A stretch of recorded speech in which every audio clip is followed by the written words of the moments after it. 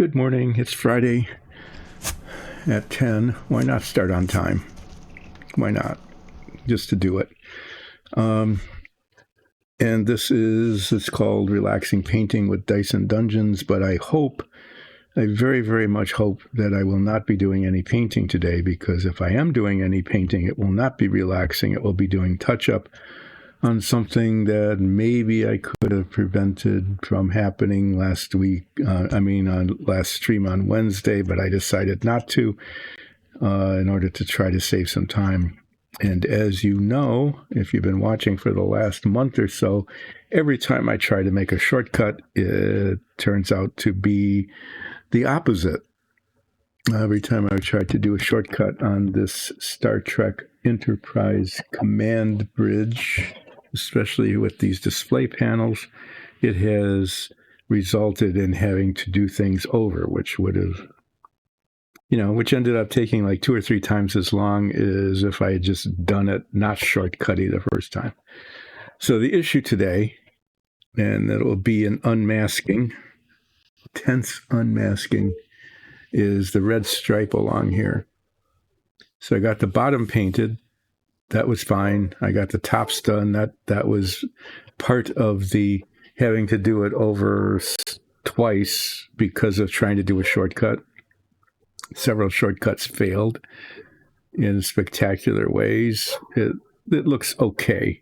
It turned out okay. And it's the red stripe here. Okay. Because I just painted the dark metallic for the control panels yesterday. But I painted the red stripe before that, and what I'm concerned about is I didn't put the red paint up high enough. I should have overlapped onto where the dark is going to be painted so that when I taped over it, okay, there would be coverage. So I'm concerned that there's going to be a tiny little white line between the red and the gray metallic. And if there is, then I'm going to have to hand paint that, touching it up, and that will be difficult. So here's the stuff that's masked.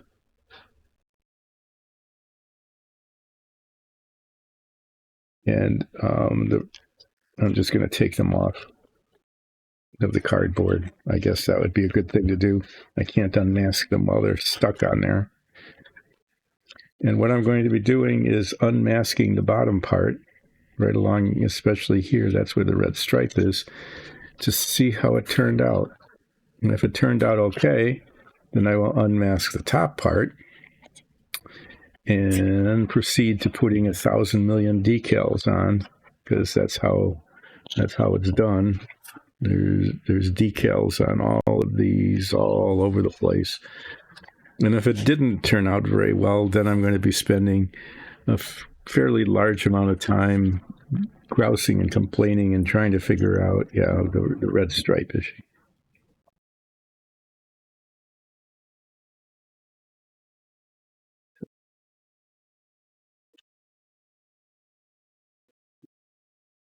Trash. I'm wandering around again because I didn't get it there. So this will either turn out okay, in which case I can proceed, or it won't, and then I'll be grumpy and we'll have to fix it. I don't know. Let's find out.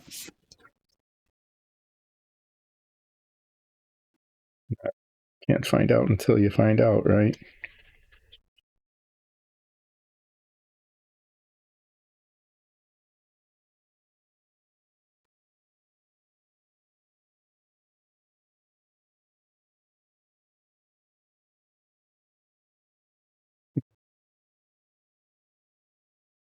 That one turned out okay. I'm just going to do all of those right across the top like that, and then unmask the rest of it. 1 out of 1 so far.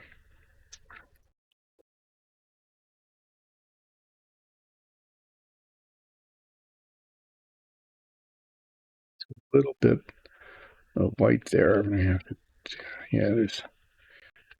This one's not so good.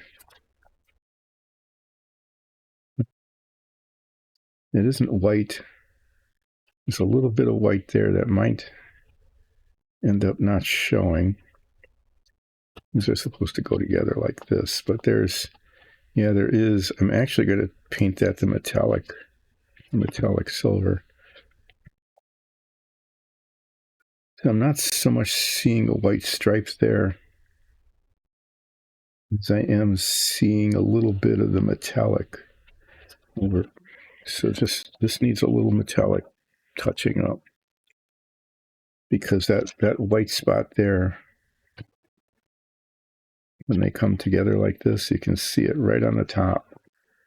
That needs to be the silvery color.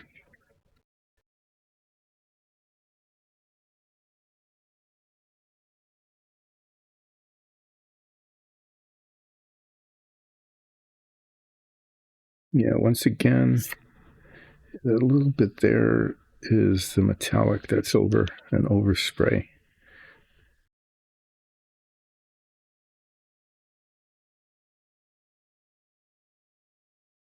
So far, this is okay. So there's a little more metallic there where the tape came over the edge. Okay, that needs to be. So far, the touching up is on the sides, where there's not much danger. You know what's going on here. Just a roughness on the surface. Oh well.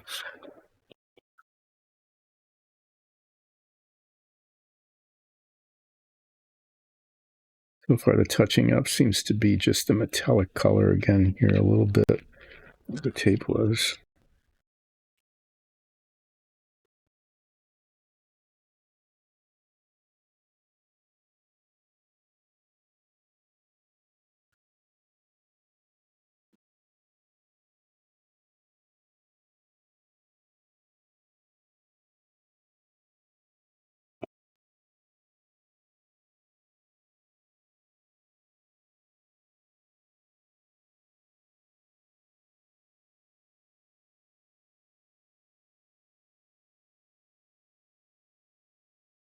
Yeah, and that just looks like the metallic cake. So these are okay.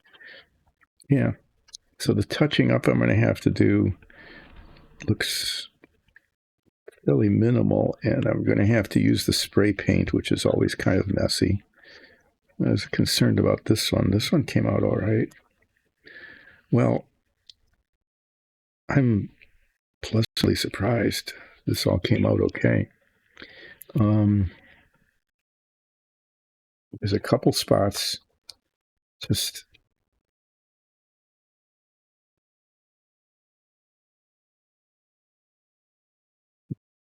tiny little spots. Those could almost wait until I assemble this.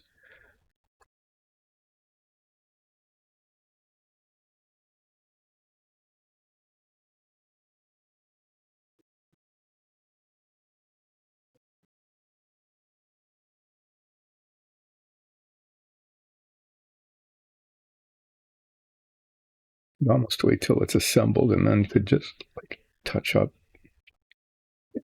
the edge there. But I think I'll do that. Before I put the decals on. That paint dries really fast. I'll see what it looks like after I get all the tape off. So the red striping actually turned out okay. So now I'm going to take all this stuff off. It has to come off.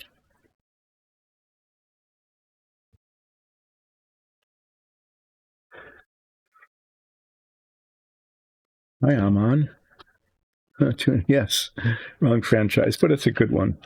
It went okay. Look, the red stripe turned out okay. And there's just tiny little spots on the edges that might need a little bit of like the metallic paint on it, so that when the pieces come together. So that means that you'll be watching me put just just a lot. I'll just say precisely, that's how many. A lot of decals on these displays.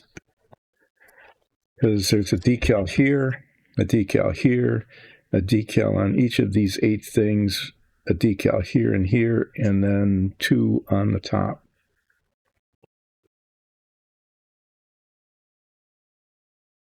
It could be. It's a infinity and beyond I like that. It is a kind of a cool catchphrase that they came up with.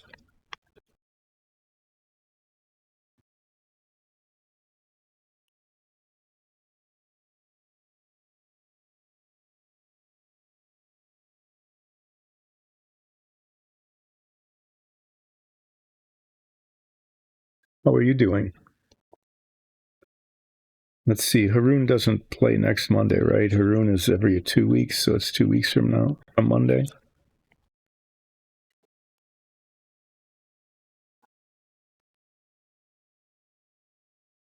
No, I certainly put a lot of tape on these. They are well guarded. Okay, well, that's okay.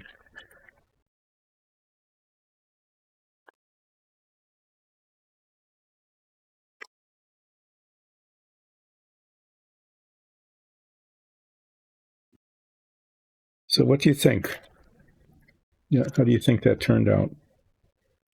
I mean, keeping in mind that there are 1, 2, 8, 9, 10, 11, 12, 13, 14 decals going on each one of these, and then a smaller number, half as many on this. Well, kind of half, yeah.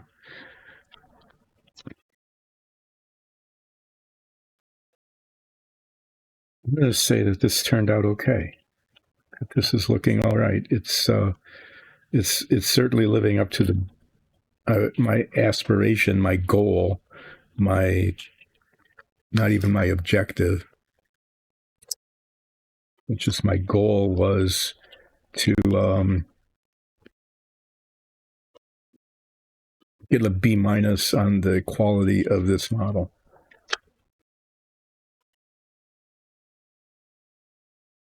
On the Savoia S21, I was aiming for a solid A, and I think I hit it.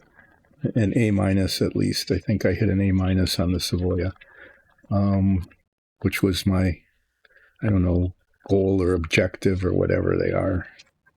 You can argue about goals versus objectives for decades and never come to any conclusion that is meaningful. But, what's your idea for Mirage? Because I think you're going to be starting that soon, aren't you?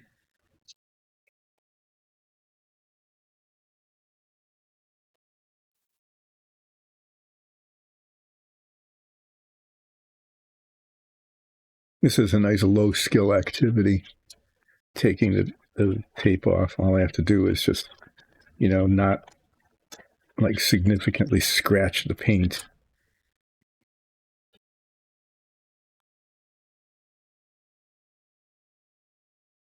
I think it's nice low skill, but I still manage to have difficulty with it. Well,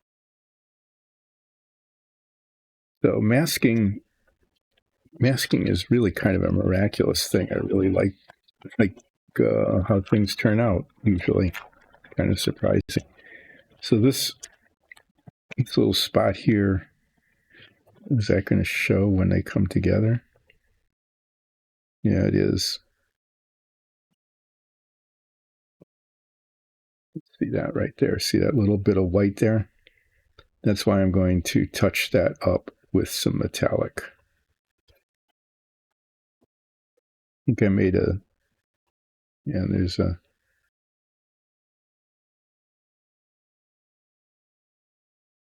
and I made an error in running the red stripe around the edge there, didn't I? Because there, what I was thinking is I'm going to have to metallicize those. I wonder though, okay, so this red needs to be metallic and not white. There's a spot there. There's little spots. And I'm wondering though whether I shouldn't wait If I wait till it's assembled, I'm going to get the paint on decals and things. So what I'm going to have to do, this is a mistake I made. It's not a huge one.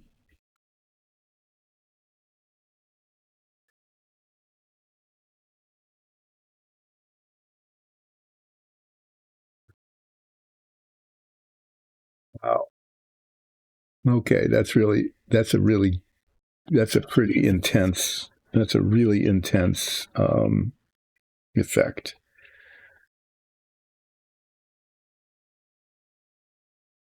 Yeah, I made a mistake wrapping the red around. I don't know quite what I was thinking. I wanted to make sure the red should have only gone up to maybe there, but then you can see it kind of through here. So I'm going to take the metallic paint and paint the edge along the top there.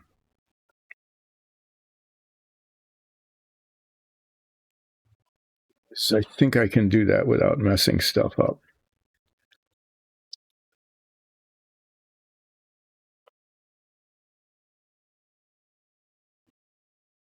It's a really intense effect.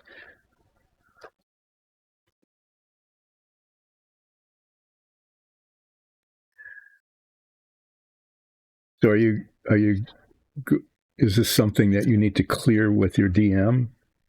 Do you have to check with your DM to see if you can do it or not? Or do you just want to do it as like a surprise during an encounter? How are you thinking of playing that out?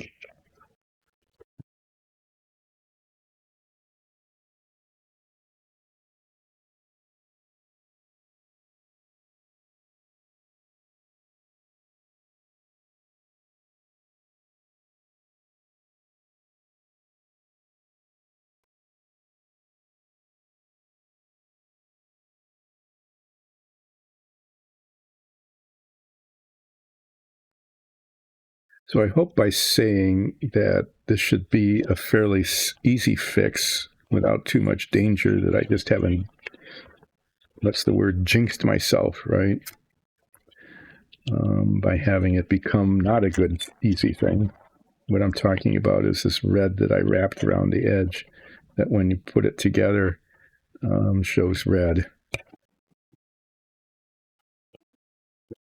Painted the metallic. Painting with the metallic paint is always, with the spray paint is always a, an iffy kind of thing.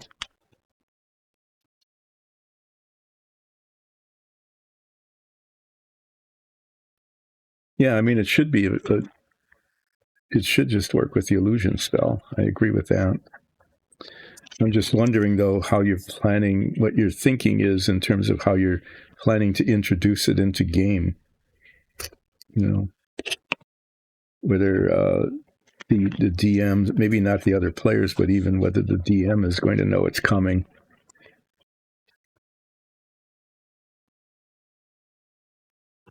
Thank you for that. Yes, this should be an easy fix, unlike all the hard fixes, and then you're right. It's like, oh, how did I do that? And then it becomes unfixable.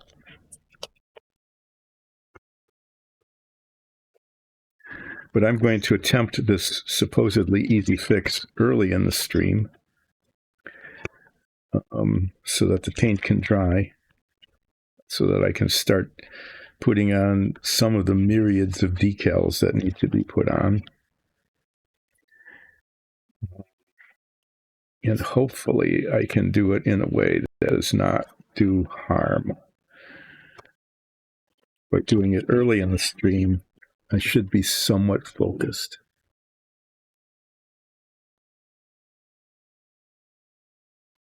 And not cause too much damage.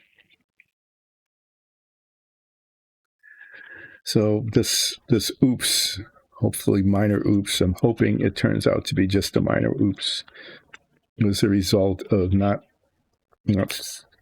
fitting the parts together before I got too far along. If I'd fit the parts together before I got along too far, I would have seen the issue.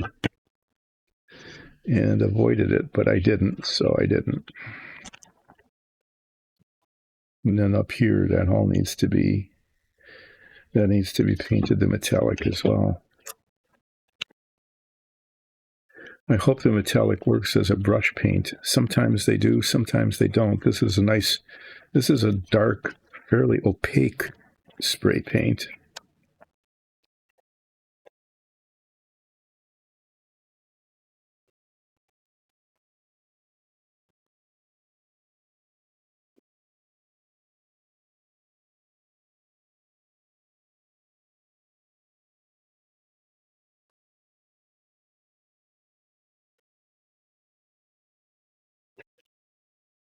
So many decals, which always turn out to be a little bit more difficult than one would like.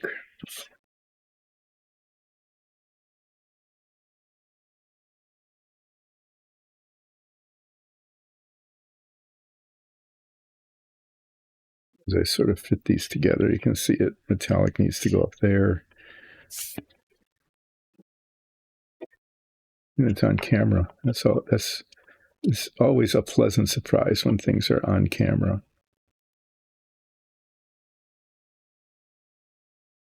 I need to paint the metallic like right up to about there. I can leave a little bit, and it only needs to be along the top. You don't need to go down very far, just along the top. For this, I want to use a brush that I'm not particularly fond of. I need a fine point brush, but one that if it gets messed up, it's okay because it's really hard to clean the spray paint out of these brushes.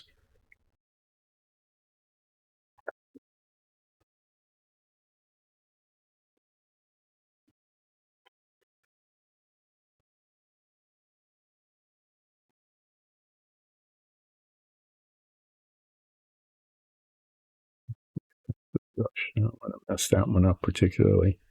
Needs some cleaning.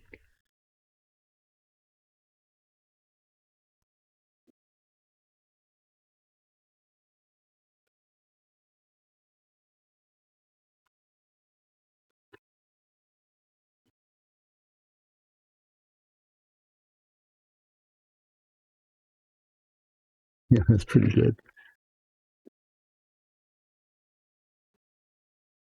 Oh yeah, when that could be fun. That should be a lot of fun in the game. Is the entertainment and the illusions. I have to dump this, and I have to get a sacrificial container for the spray paint. Oh, really keep people guessing. That's pretty fun.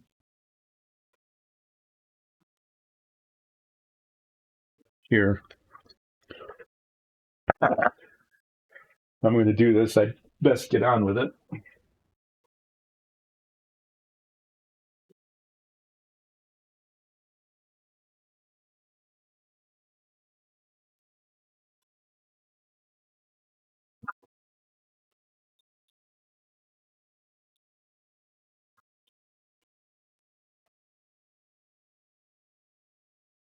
I'm putting a tiny reservoir of this paint down in there, and then dipping my brush in it, and hopefully being able to apply it sparingly.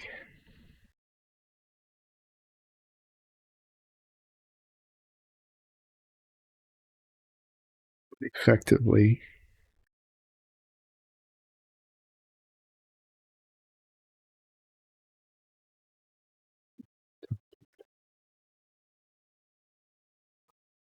Doing what I just did.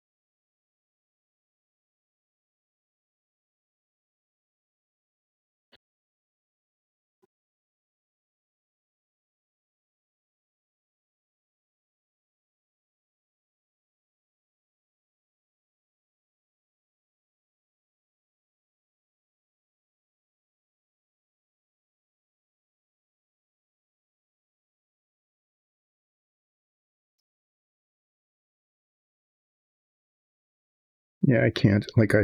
As you have noted before, I can't do two things at once, apparently.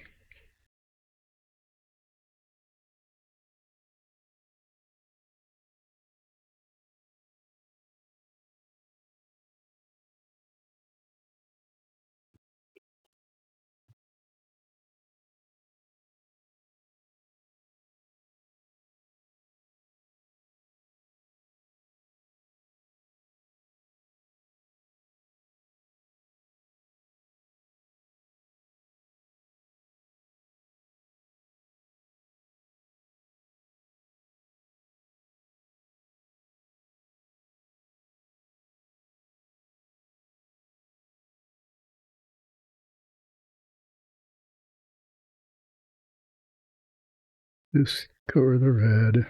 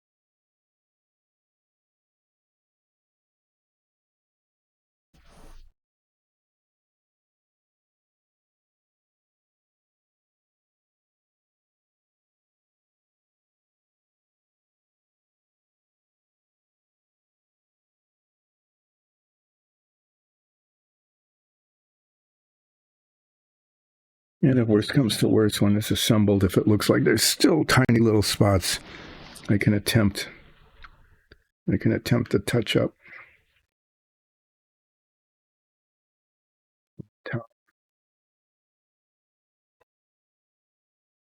Well, there. I was wondering. I did manage to get my finger in the paint right near the end. Somehow managed to do that.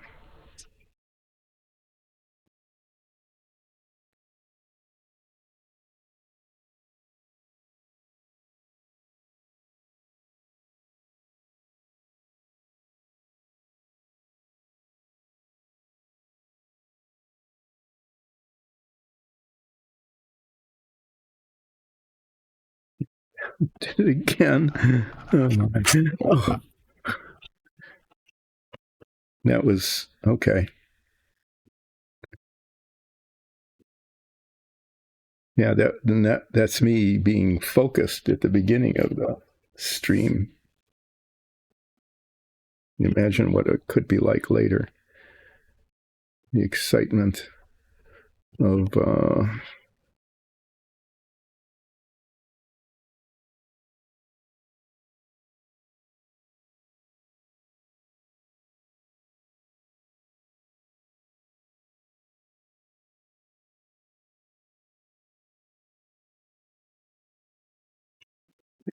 leave it. Leave it.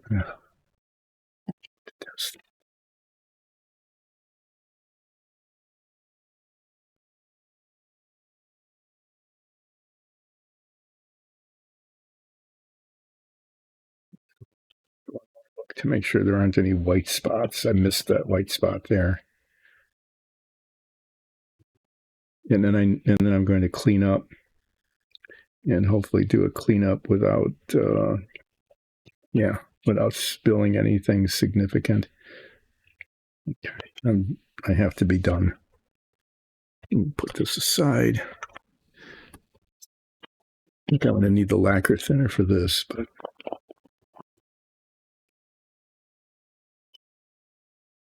see if I can get most of this off.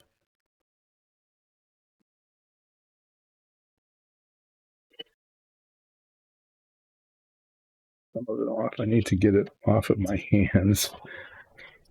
This is isopropyl alcohol, just rubbing alcohol, so it supposedly works.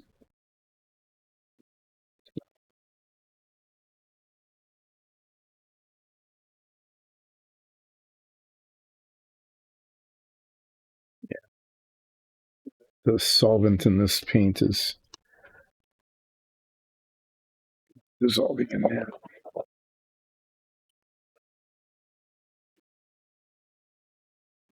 That brush here. So what will be happening the rest of the stream today is there's going to be a whole lot of decal application. I should probably change the title on this from Another Tense Unmasking to, wow, how many decals are there anyway? A lot of decals. And the other thing is I did prime, oh, here, these guys. I primed the torsos of Spock and Sulu. And I'm going to inspect them now that they're painted, because as often happens, after something is painted, even with the primer, the flaws that I missed, the seams that I'm getting rid of the seams on them, they'll show once it's painted. So actually, I'm going to do that next while the paint is drying. I don't want to have wet paint there and get my fingers on it. That would be really good, wouldn't it? Is touch the metallic paint. You have to pick it up, touch the metallic paint, and then touch like the panel on the top panel, right where it can't be fixed. That would be a thing I would do. So I'm going to let those set up here, far away, and not touch them anymore until I'm ready to start applying decals. In order to apply the decals, I'm going to have to get some really nice, fresh, clean water. And I'll have to get up and wander around just a little bit to do that. I don't press the brake button or anything, but, I will wander off and get some clean water. And then the instruction sheets are very clear about which numbers go where. And I need to pay attention to that. I'm going to be paying attention to numbers. I'm going to be going much more slowly than you would like. It should be possible, for example, to cut out like 5 or 6 decals and put them on a wet paper towel so that they start loosening, while I'm applying some others. That should be possible, but I'm not sure I'm going to do that. I want to see how it goes. Just do one at a time, at least initially.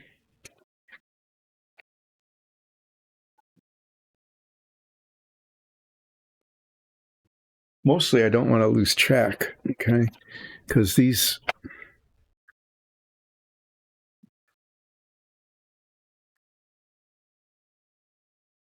see these decals that go across here?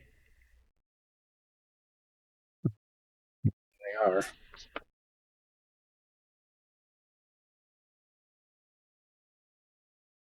Decal set number 11. Oh my, there's 4 here. I thought there were only 2, but there's 4.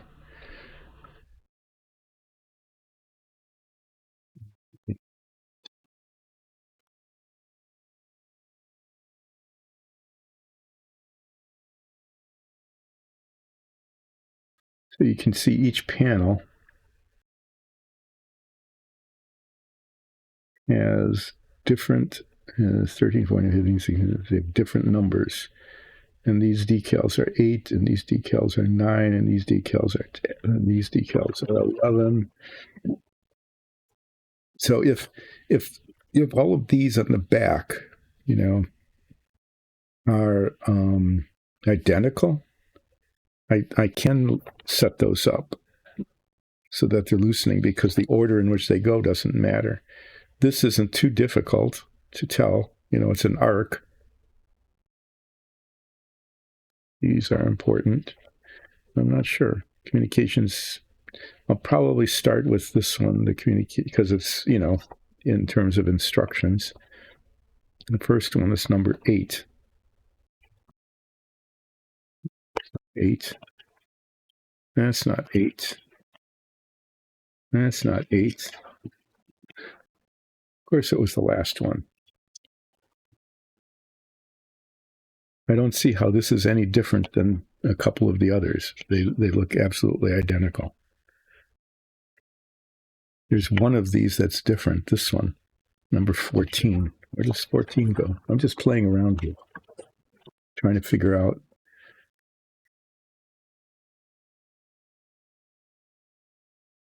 Here, 14 goes. 18 is. Okay, 8 is the one up here that goes right up next to the elevator. I guess here it's blank because it's already done. It's supposed to be done by the time you get there, as is this. And that's the weapons control thing, this shorter one. And then this is panel number 14, 14, 12, 10, 8.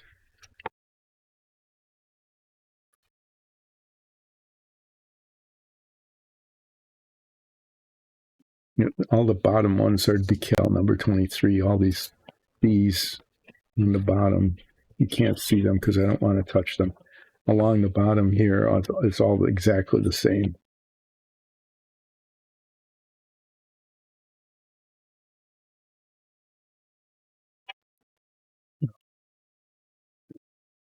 Why I put this out here? It was my vow to not touch these until I knew the paint was dry, and here I am messing around with them. Let's look at how these minifigs turned out in terms of the seams. It's just, there's no real seam there.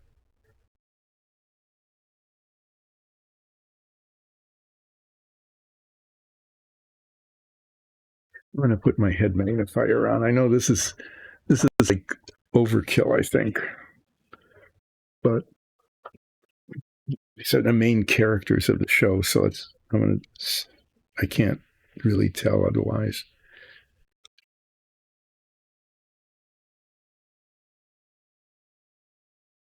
Okay. I think that would make sense. That if you can make things appear, you can make them disappear. So if she's prisoner, she can make even though the handcuffs are still there, but they would be invisible. That's pretty clever.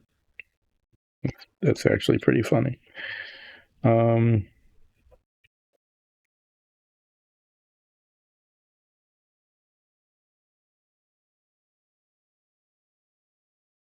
Just the shape of the pants. This turned out, let's say, so kind of like surprisingly okay.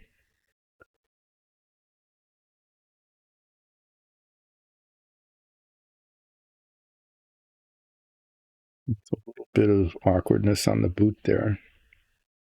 The seams on the inside, those just are still there. I think I need to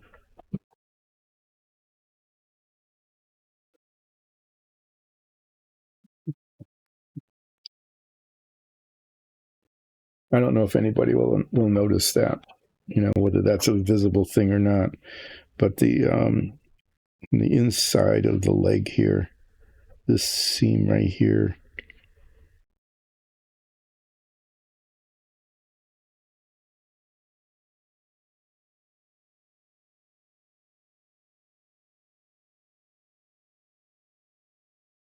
the question is, do I respray that? It's going to be painted black, flat black. I think that should be okay.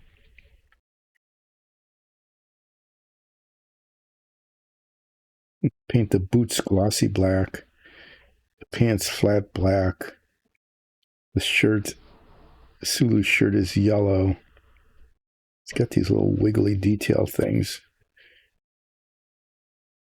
Black. No, they're white. The little wiggly armbands. That's too bad. That's bad. That's a rough color. They're white. How did Spock turn out?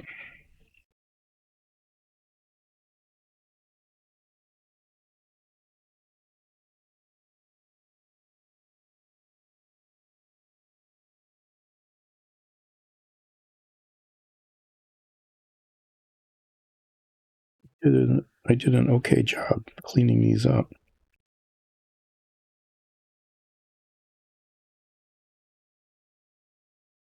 So the most challenging thing on these is going to be these little armband wavy things, which are white. And I can't paint those. I have to paint those after. And because I have to get the shirt color in. This isn't too hard because it's a raised thing. There's no belt. Their clothes were so rumpled. The pants, look at all the wrinkles. Jeez. Their pants are all wrinkly. Okay, well these guys they're ready actually. I think they're ready to actually be painted. So I might do some minifig painting next week. They don't have heads. Their heads are going to come later. So I'm still going to wait for the paint to dry just a little bit. And while I'm waiting for that to dry, I'm just waiting pretty much before I start doing decals, is I'm going to find the Kirk figure.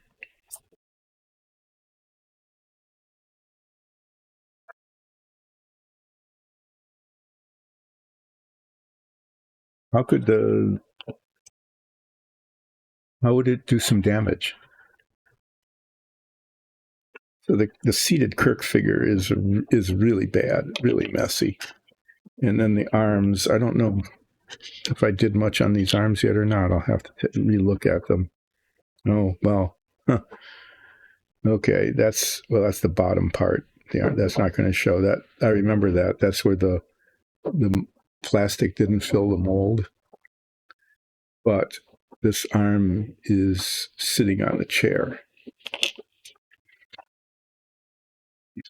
These are the heads that I haven't worked on yet. These are the railings and the bases. These I need to paint those tan.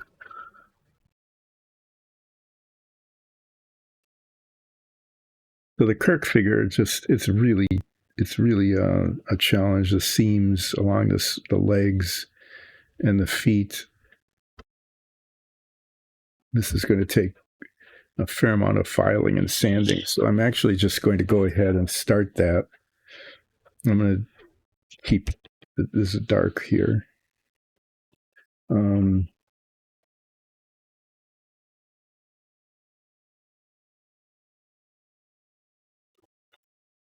Probably do some 400 grit.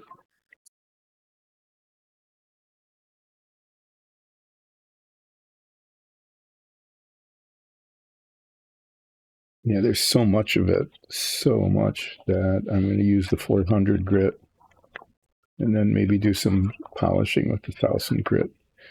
But this is going to take quite a while, so I'm going to work away at this, at the Kirk figure here.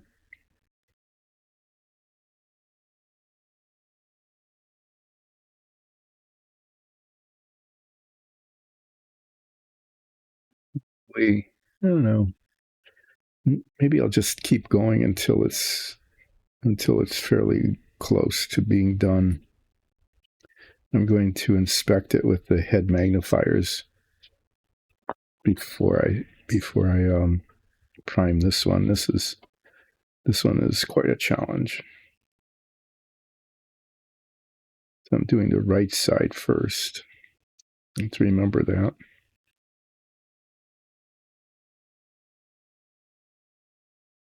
And then after the body and the arms are done, Like the arm gets attached here. I mean, and you can just see that is like totally unnatural. There's it's misshapen up on the top here. It doesn't fit very well. So you can see that's going to take a fair amount of additional work once the arm's attached. So William Shatner Kirk figure here is going to use up a lot of our streaming time.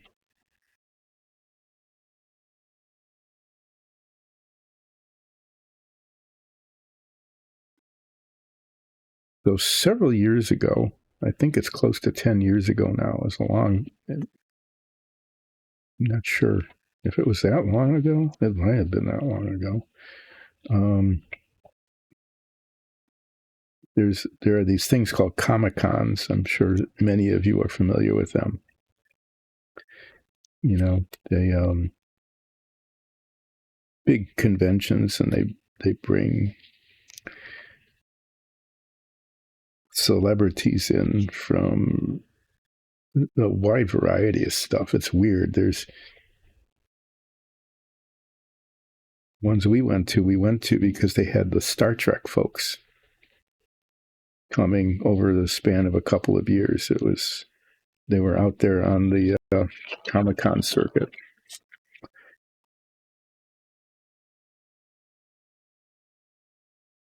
And Lexus was able to get, and they signed autographs for a fee. It was a big deal. So over the span of, I think, 3 years, Lexus was able to get the autograph of all of the major cast members of The Next Generation. They were all, she got all those signatures. That was pretty cool.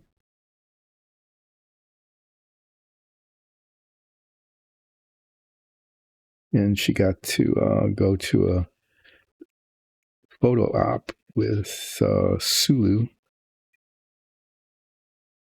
which was also really cool. All of the people they were very different sorts of characters. The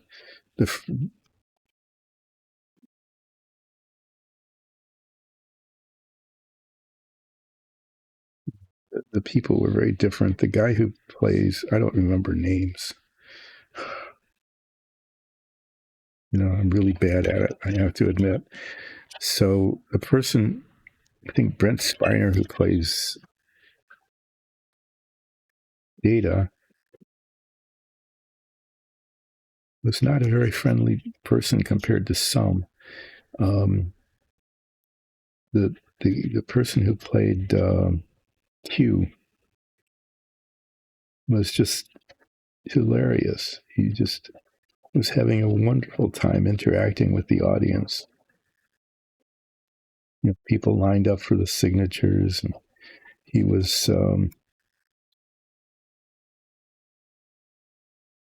selling a forged signature of Picard, claiming his forgery was actually better than the original signature,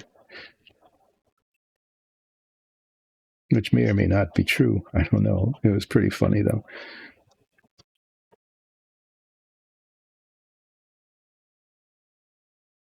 Shatner was there. He would hide in this little tent. They had little sort of partitions that you could go into, so he'd come out and sign autographs for like a half hour and then disappear, take a break, and then come back out after about 15 minutes and sign some more, and then did that back and forth. It was hard to get his signature. It's because it took so much longer.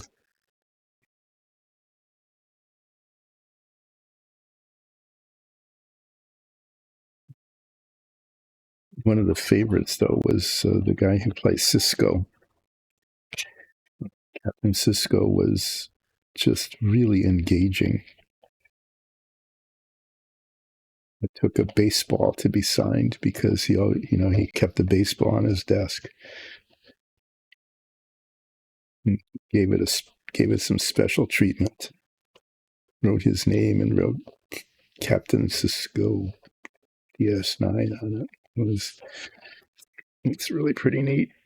But yeah, but for several years there, the major cast members of the Star Trek series were showing up, and it was a lot of fun meeting them, getting to, sometimes you actually got to know them a little bit. They would chat and talk about their experiences and to interact with you while you were getting their signatures, that sort of thing. It's a weird mix of stuff, though. It was at the same time that they had, all these Star Trek folks there. They had a whole bunch of pro wrestling folks.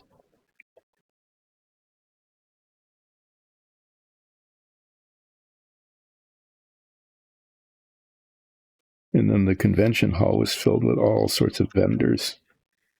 People selling games and minifigs and T-shirts and all sorts of stuff. But it was kind of fun going there for several years. I think I went twice, along with Alexis and Nicole and my wife, and then Alexis and Nicole went 2 or 3 more years because the Star Trek folks kept coming along, and and then things passed and they weren't there anymore, and other people were that weren't as interesting.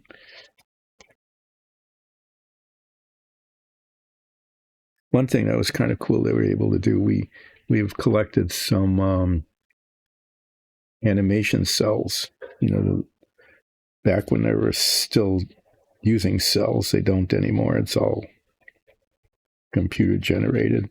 I mean, people are still artists doing it, but they do it on electronically rather than having physical cells.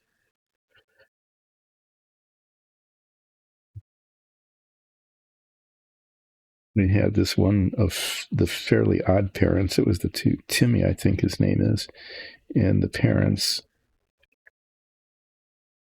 They were, one year they had the person who did voice acting was able to sign the cell. She was really amazed because she didn't know that there were any, that there were any on the market, and so she was actually thrilled to see the piece that we had.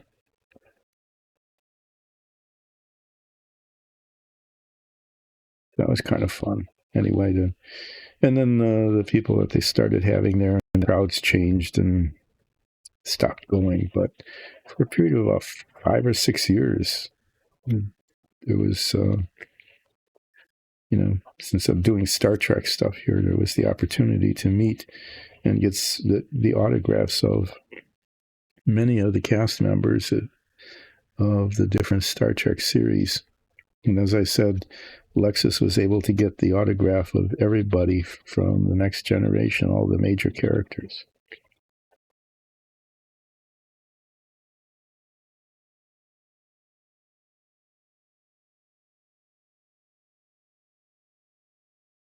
Well, that was something to talk about while I'm doing some sanding on this minifig. It's not as, what I was afraid of is when I test fit this, none of the pieces in these two pieces did not fit together really at all. They left huge gaps, but I think by putting some excess cement in,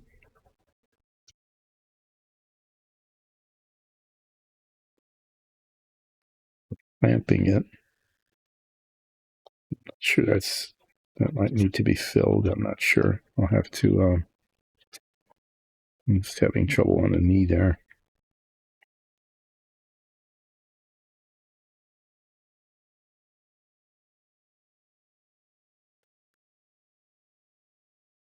Some fresh grit here.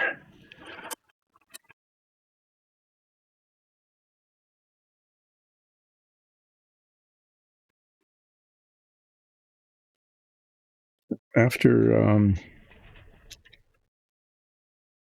I get these as far along as I can and decide whether, like in this spot, you can still see, I don't know if you can see it, there's a lighter colored line there right on the knee.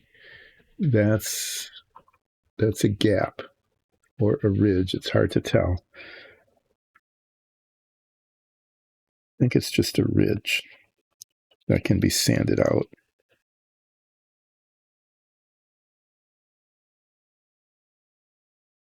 Yeah. In doing this, the thing I've learned, this is everybody will learn this as quickly as anything else. So it's not like a modeling tip, right?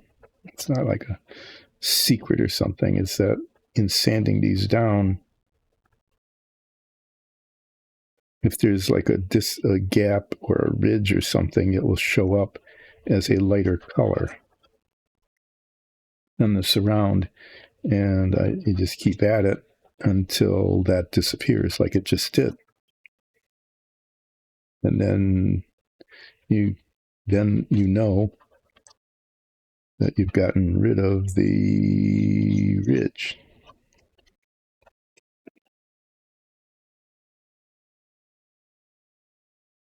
Filing in the boot here at first, there's a very, very big ridge.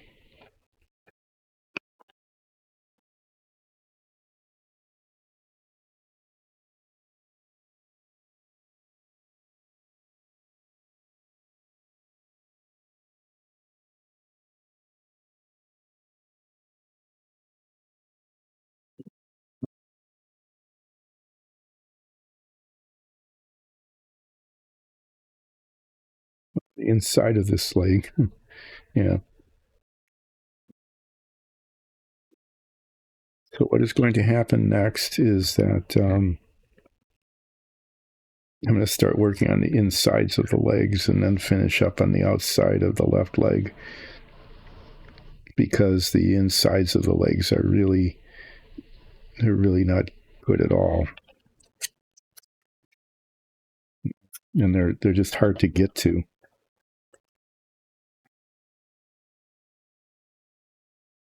So it's going to be kind of a challenge.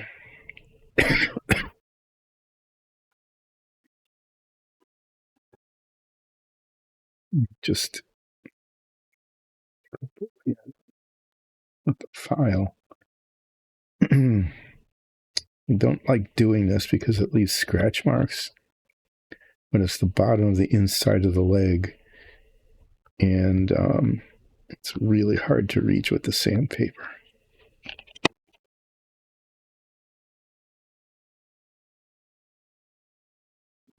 The seam, the ridge seam, is very, very large.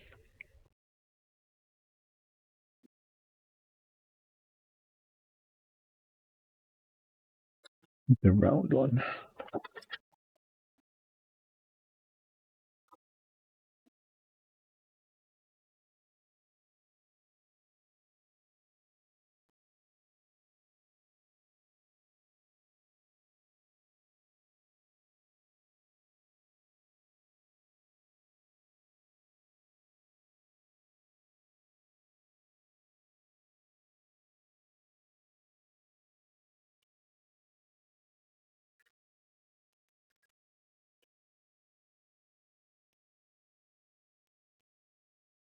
That's good. The round one it doesn't file as quickly, but what it does is it has a small contact area.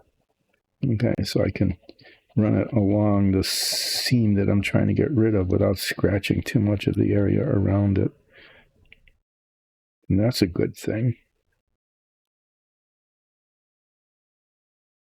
doesn't file as well as these.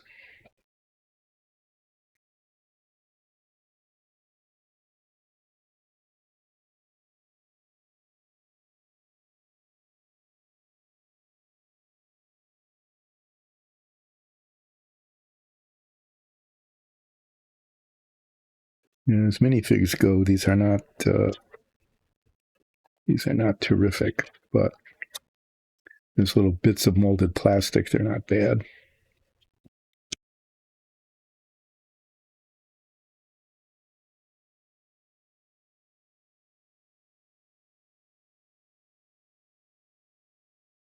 But yeah. Anyway, I used the forbidden words. Sorry. I've cut back the use of the forbidden word significantly, though, which is good. That was one of my New Year's resolutions, to not say that word all the time, which I was doing a lot. And the other was to keep my work surface clean. And I actually, before the stream today, I came down early and I spent like 15 minutes. No, that's exaggerating. 10 minutes cleaning up, putting paints away, boxing up boxes to get them out of the way, doing a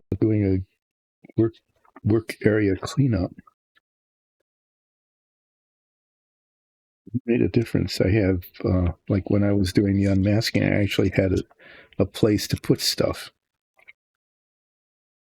So that was all very good. Well, I got to, talk about something here. I got to talk about going to Comic-Cons. And for a while there, that was just a really fun thing to do. I know that I enjoyed the two I went to, and that Nikki and Lexi really enjoyed it for several years after that.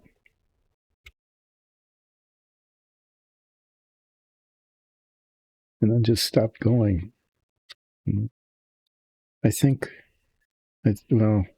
what happened was, that the vendor, the people who were coming there were they weren't people that they particularly wanted to meet or get their autographs, and so the incentive to go, to spend the money and the time, just wasn't there anymore.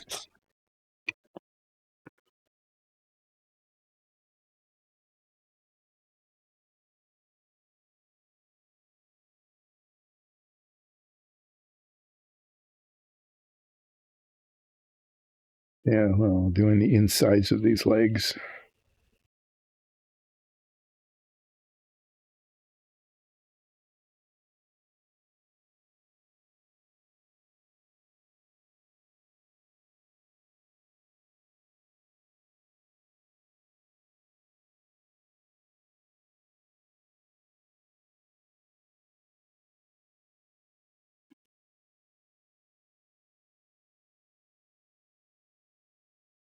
Whenever I do this, I think there has to be a different way.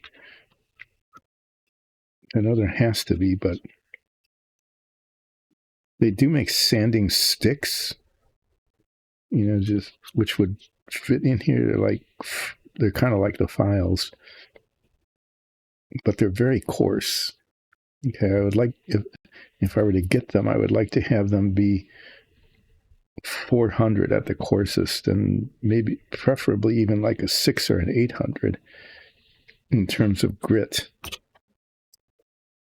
But I think the finest I've ever seen is maybe 200 something, which is not much different than grinding away with a file.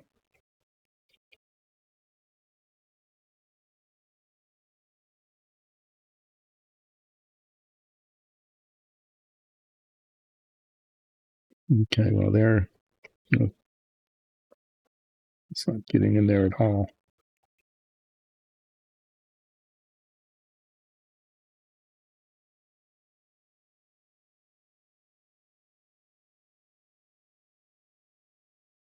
Yeah, I don't feel I feel okay going ahead and just spending a lot of time doing this because, the control panels, those are the next big thing on the model. Once those are done, then I'm moving along pretty much to final assembly. But that's just putting decals on. These minifigs, the minifigs are an important part of the model too. And so as I was doing this, I was thinking, oh, I'm wasting time doing this and I could be working on the control panels. But the answer to that is no, I'm not. Because this is stuff that needs to be done. And yeah, why not now?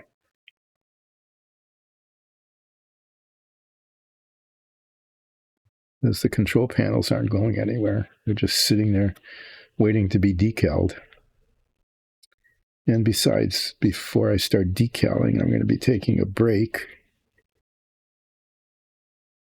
I might as well get this done before I take the break. But yeah, I'll just go back to that. It was fun meeting the people from Star Trek, and some of them, they did panels and they talked about their experiences.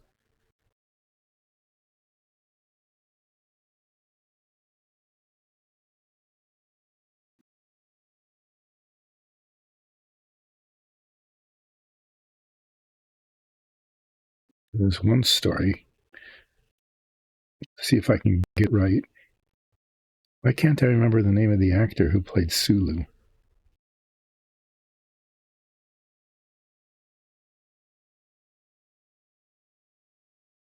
Is that Decay? No, I'm confusing myself. Yeah, that was Decay. So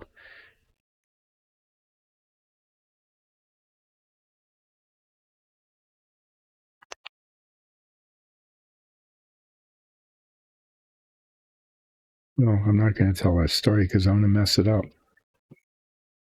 Well, actually, it was a practical joke. George Takei.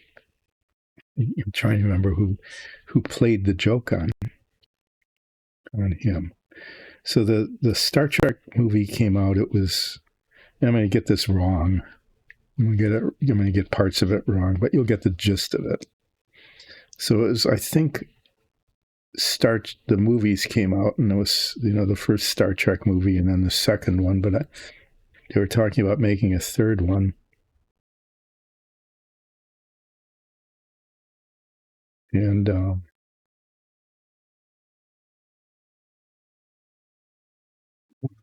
one of the cast members calls up George Takei and say, I have good news and bad news.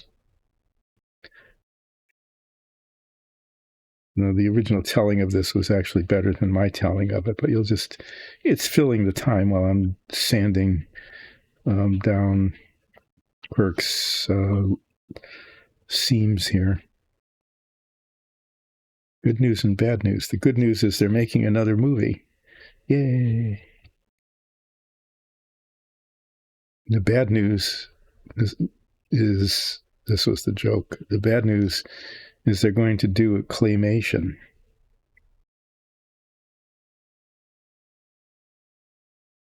To which we got a famous, oh my. And just an oh my, and then silence on the phone for several seconds. And then he says, are they at least going to use our voices?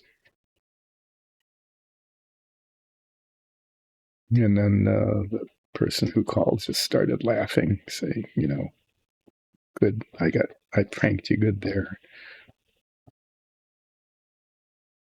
Because, of course, they didn't do any claymation Star Trek movies. It probably would have been more difficult and just as expensive as having the actors anyway.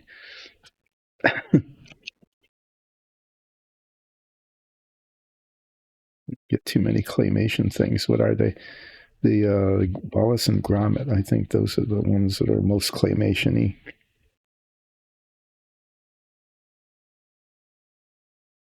Okay, you're not hearing this, but my cell phone is down here, and I'm getting getting messages coming in, so something is going on. I'm going to, this is on camera.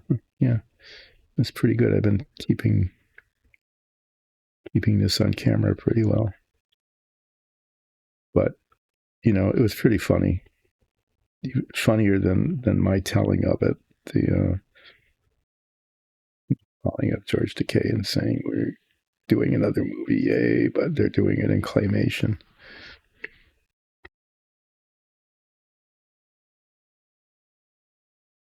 They ended up, hiring them anyway, and they had the real actors.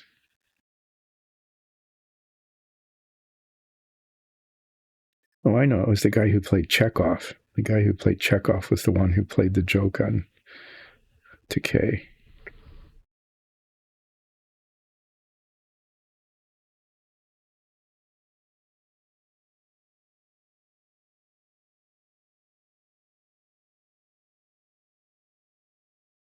I know they're all actors and they all have names, but who can remember names? Most people. I am. I'm not remembering the names. Let me just check these. See what's going on here.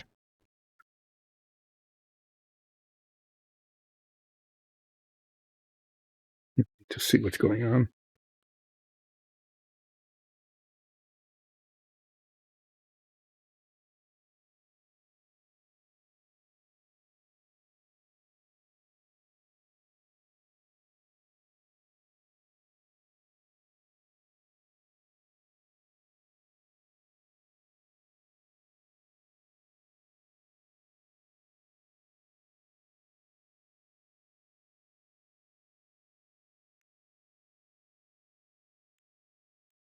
Okay, his family members on vacation, sending pictures, enjoying themselves while I'm sitting here slaving away, doing relaxing sanding and filing with the Dyson Dungeons. The inside of this boot is very bad.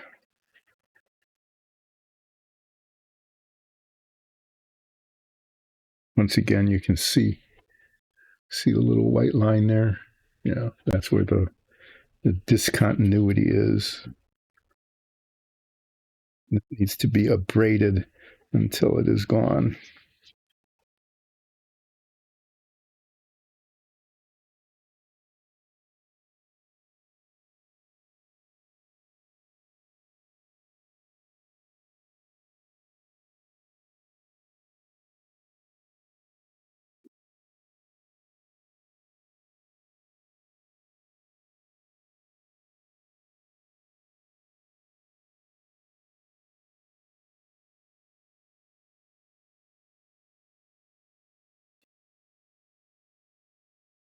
So the stories that were told is that on the set of the original series, things were sometimes, kind of tense between the actors and so on. But that when they were making The Next Generation,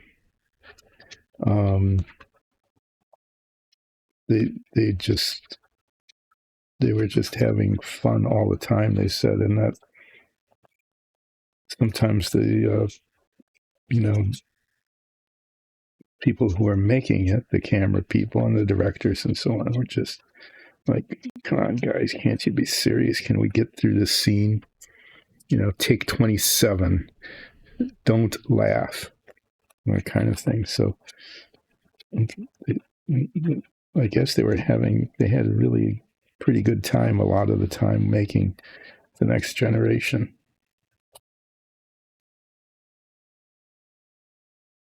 But when they were doing, the original series, it was, they didn't know if it was going to work. They didn't know if they were making a really bad career move, becoming part of it or not.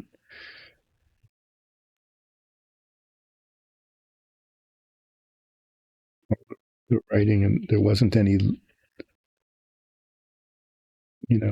canon lore to fall back on. or to attend to. By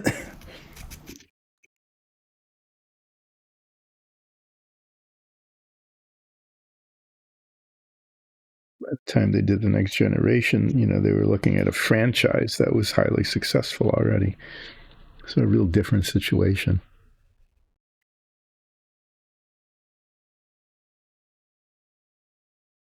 Okay, well, beginning to see that the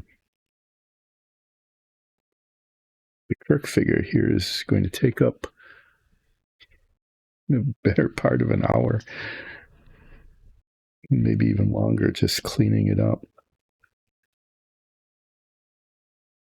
Although as I said, when I test fit this figure, it didn't look like any of it would fit together at all, and that there would be huge gaps. So as it is, even though I'm having to do a lot of abrading to get the seams under control, to de-seam it, to become, I like to say it, to become unseemly.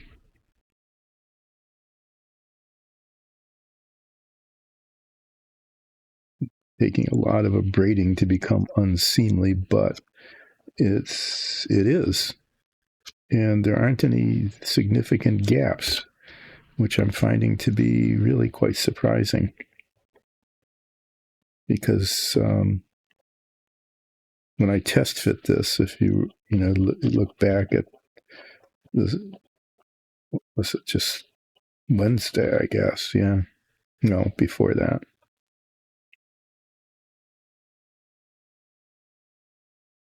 When I clamped these all together, when was it? On Monday? Yeah, I think it was Monday. Yeah, this one looked like it was going to be impossible. Just these legs didn't come together at all. They were just big, big openings.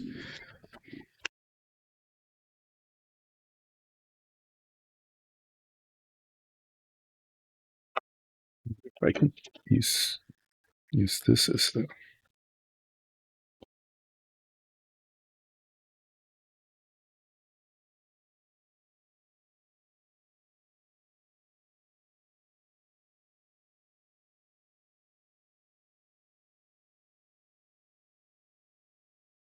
Yeah, I thought I would have to be filling in all sorts of gaps, but it looks like there aren't any. That after being excessively cemented and the plastic oozed out through the gaps, or maybe filled them, kind of welded them together like it should. It looks like it might be okay.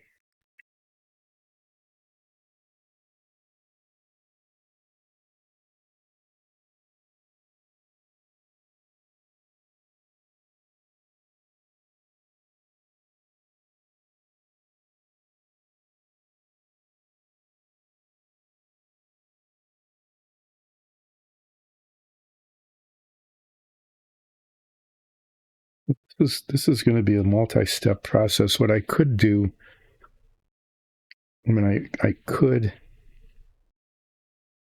cement the arms on and prime it after that,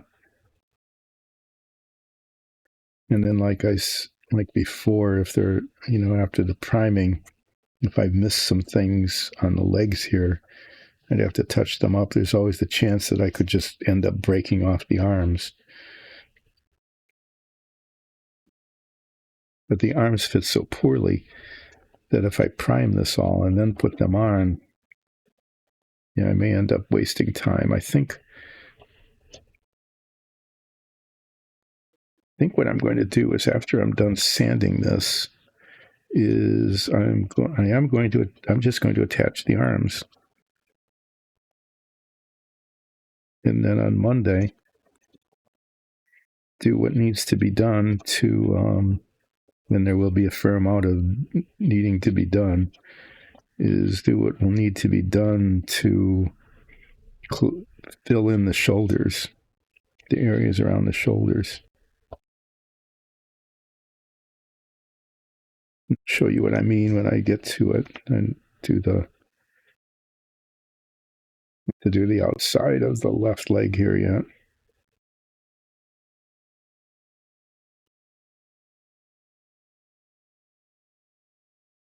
Yeah, so you can still see, how messy that is, especially down around the boot.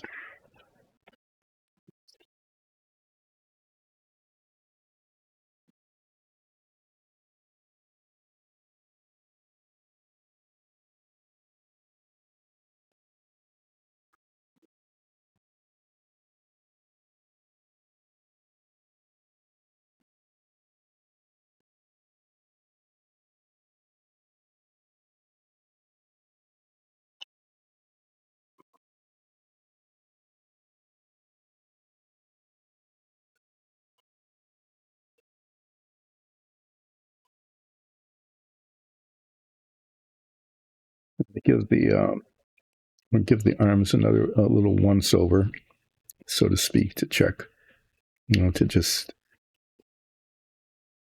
see if I got the seam lines done okay. I'm going to test fit them, but here's this. This is my current plan for the sequence of events for this session. Is I'm going to stand the outside of the left side of the Kirk figure here. And then I'm going to take a short break, take a bow break, and then I'm going to come back and attach the arms. And that won't be immediate. There's going to be some test fitting, like these little prongs here. They're too big. I test fitted one side, and it doesn't fit tight against the body.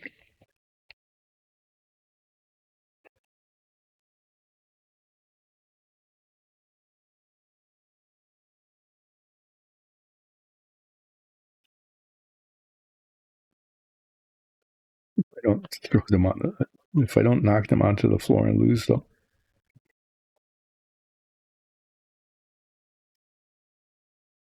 That would be a very sad thing, is to get this far and then to be disarmed.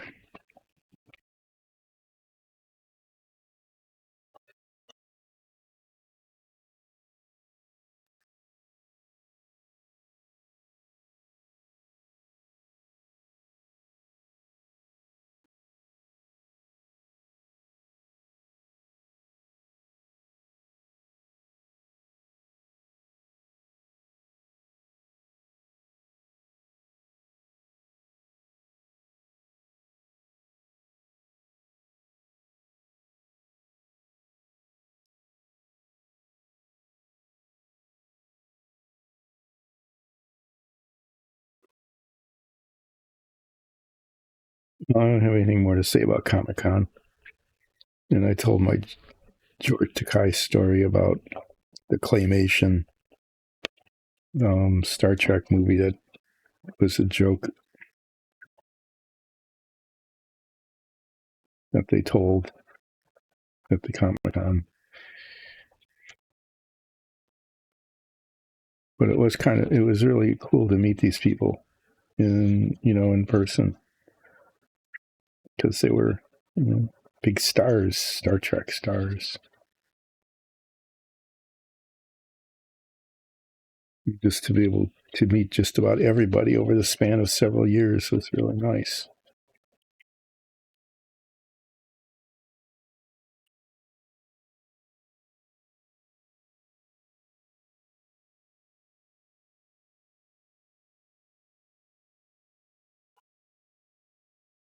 Didn't pay too much attention to the professional wrestling folks who were there. I suppose they were famous too, in their own sphere.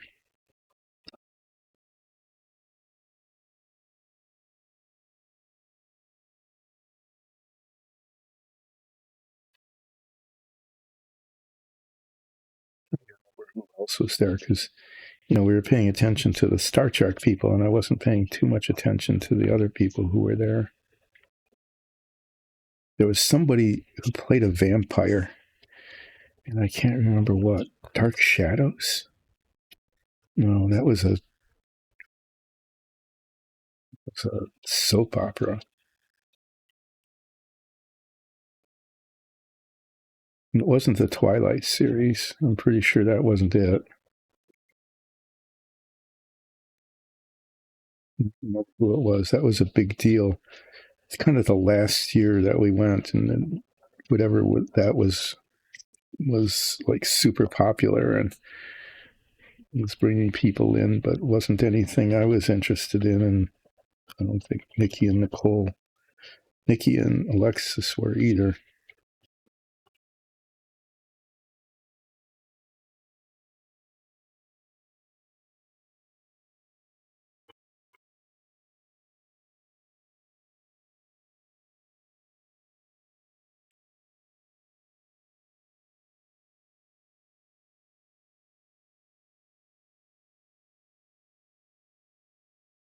To be, I don't know, I can't say this too many times. Their uniforms were so incredibly rumpled, and they faithfully reproduced all of the wrinkles, if nothing else. They reproduced all of the uniform tunic wrinkles in these minifigs. Their pants and their tunics are just, it's like, did they have permanent press stuff? Did they lose? Did they manage to lose permanent press technology? After the Great War, was that one of the biggest casualties? It almost seems like it.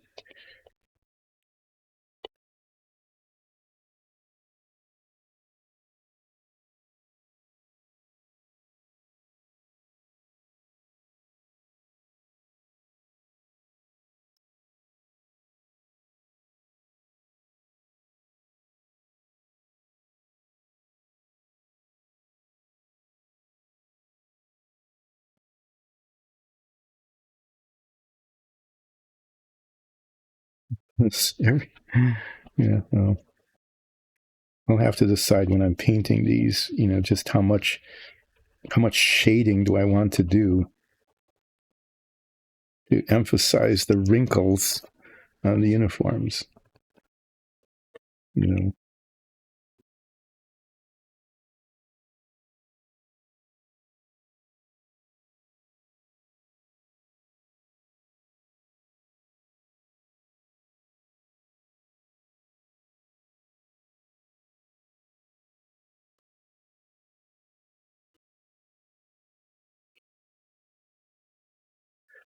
These last bits are not giving up very quickly.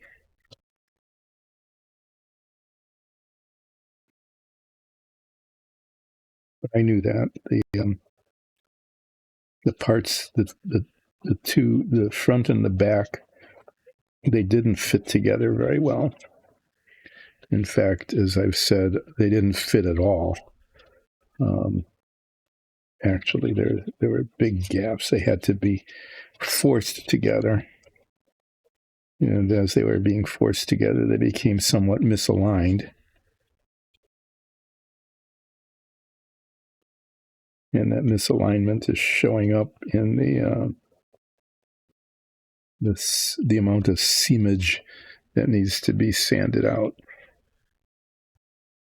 which is significant. But it's coming along. You can see, the telltale white line there.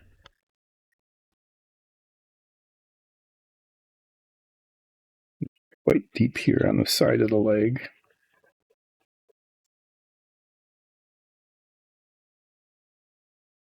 Treat that like a wrinkle.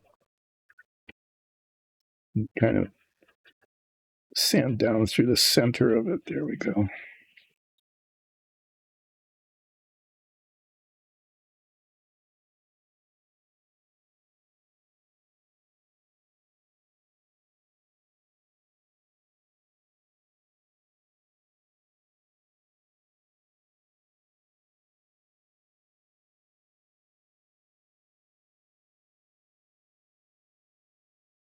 What is this taking? Yeah, it's taking at least an hour. It's pretty amazing, taking an hour to unseam the minifig here. All of this just prep work because the parts didn't fit together very well.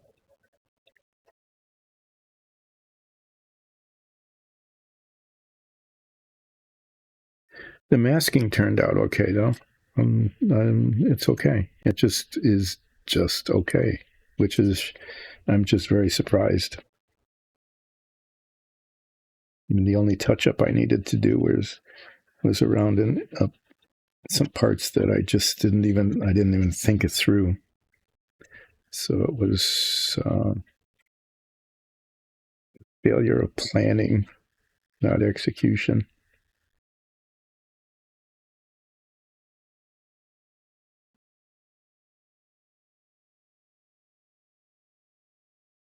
I think the painting of these, other than the little white stripes on the sides of the arms, which will be a pain because it's very tiny and it's white, which means it can't go on until near the end. You know, it's a raised surface, so that's painted white at the end, and then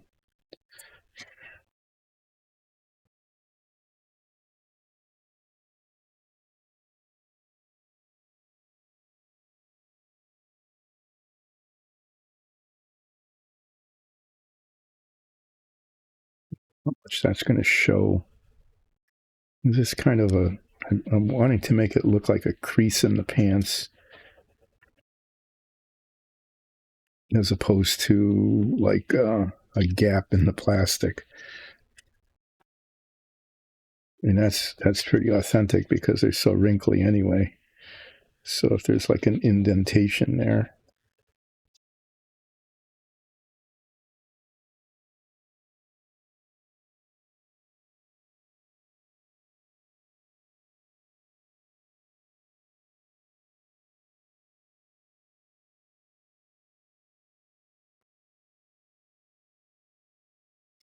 well, it's not perfect, but it sure is a lot better than it was when I started in terms of the seamage. Before I take a break, I'm just going to check to see how much of a challenge these arms are going to be.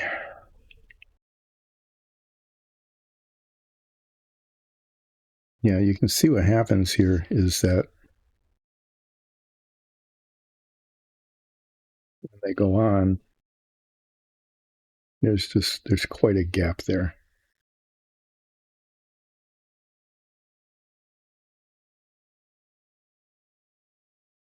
It's a question of how close to the body should it be? Should it be like that?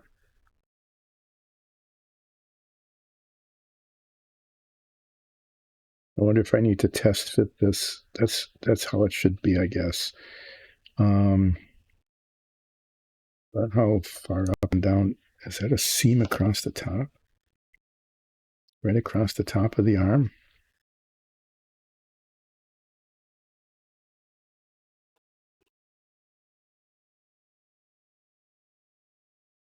The molding seam, it just...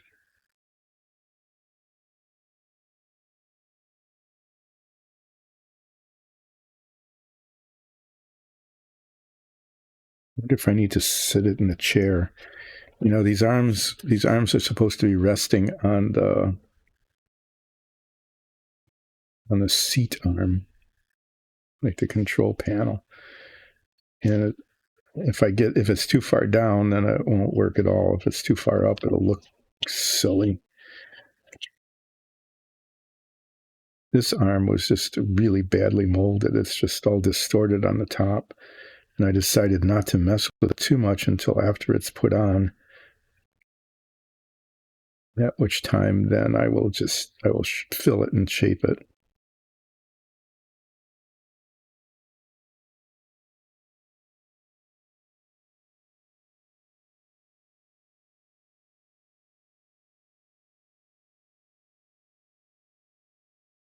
I think I'm going to Yeah, I'm going to cement these on and then do some, before the cement sets,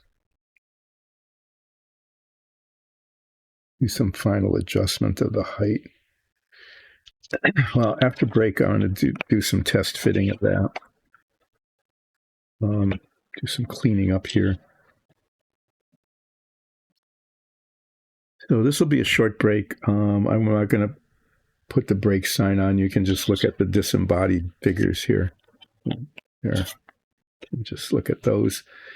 And I will be back in like 5 minutes or so.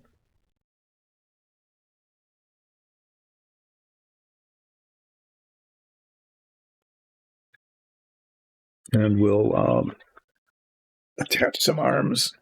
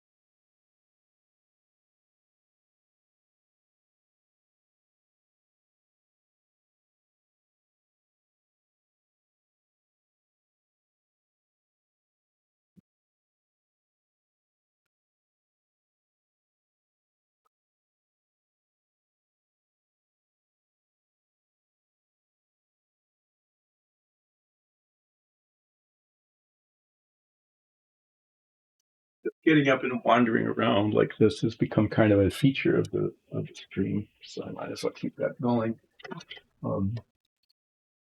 Doing here though is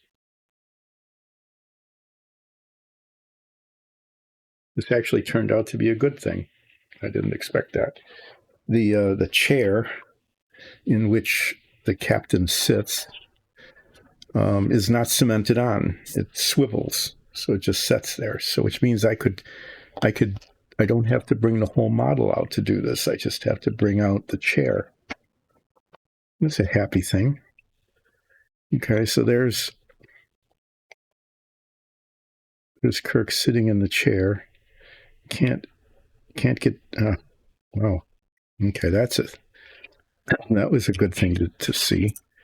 When you put this here, there's a plastic right along here that is an obvious issue with the seam.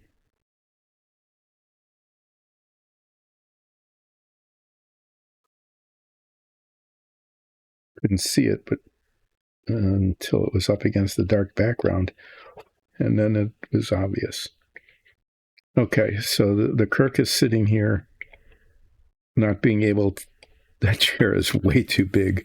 It's just kind of silly. It's a silly chair.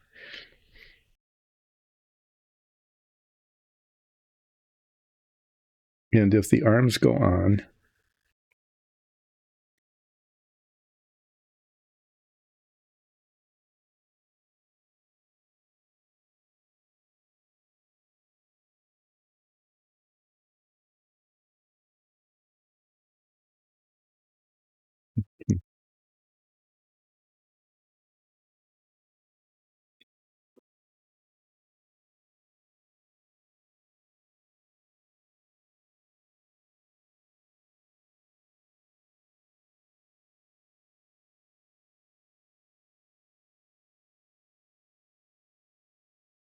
yeah, I should be able to.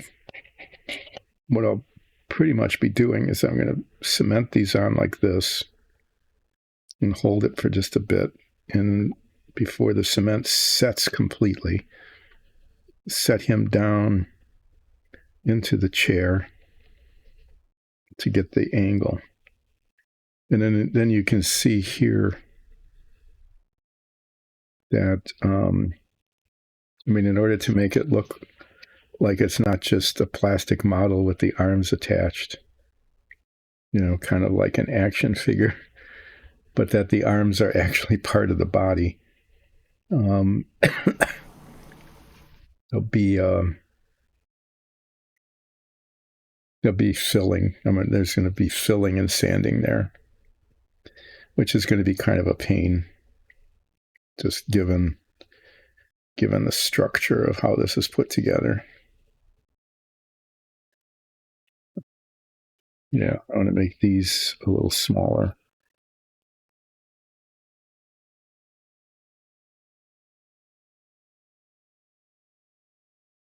It's not like they're a pivot point for movable arms.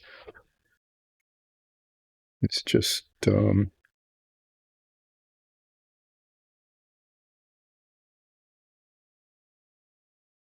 it's just excess plastic that's kind of in the way more than anything.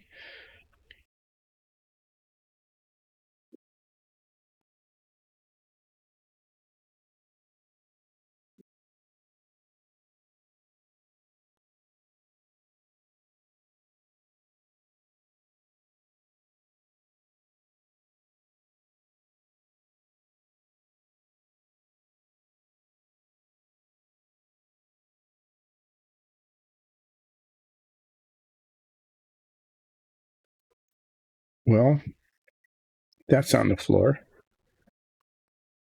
That sounded like it. Oh, that was not good. Sorry.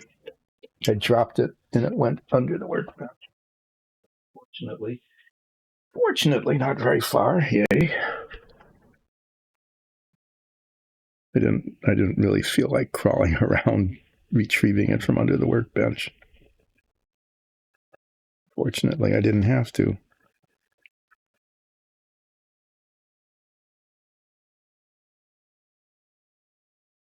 Okay. So these are going to be put on with like too much cement because I want them to just actually melt into the rest of the body as much as possible. Because the more it does that, the more it melds or melts into the rest of the body, the less filler and junk has to be done to it. Hopefully, though, I'll be able to do this without getting cement all over the finished chair. We'll find out how this goes.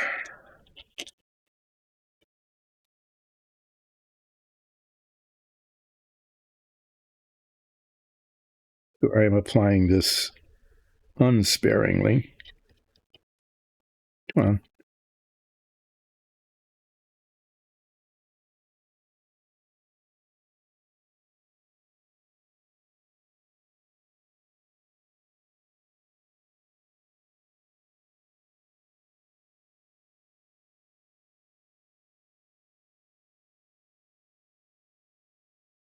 I actually want it to ooze out, melt the plastic and have the plastic ooze. I want it to do that.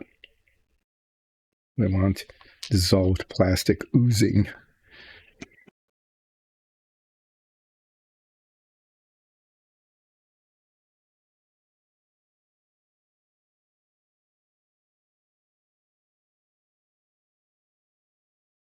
Need it all over the back of this.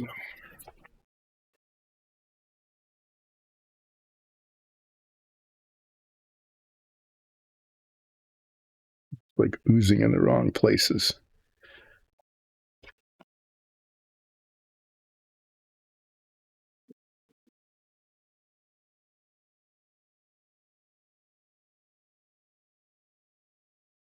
And the left arm is going on, kind of okay.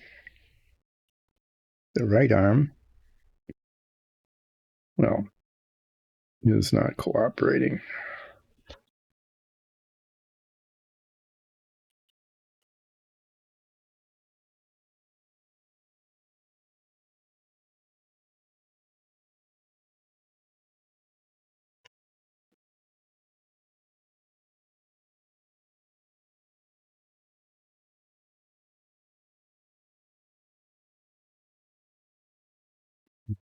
It looks so unnatural. This is going to be like a major effort at carving.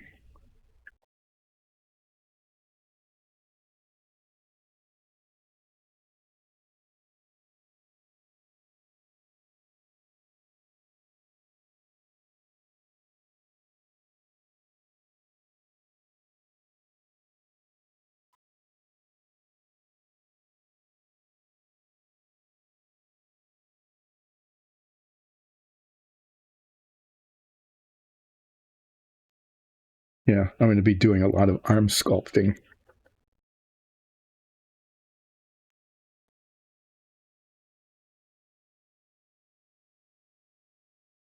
Looks quite uncomfortable, doesn't it?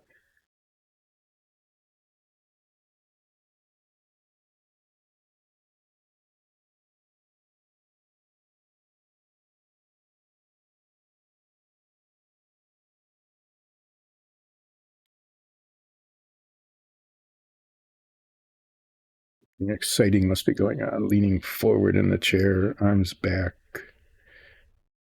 randomly pushing buttons on the arms of the chair controls. That would be a captainish thing to do. Okay, I think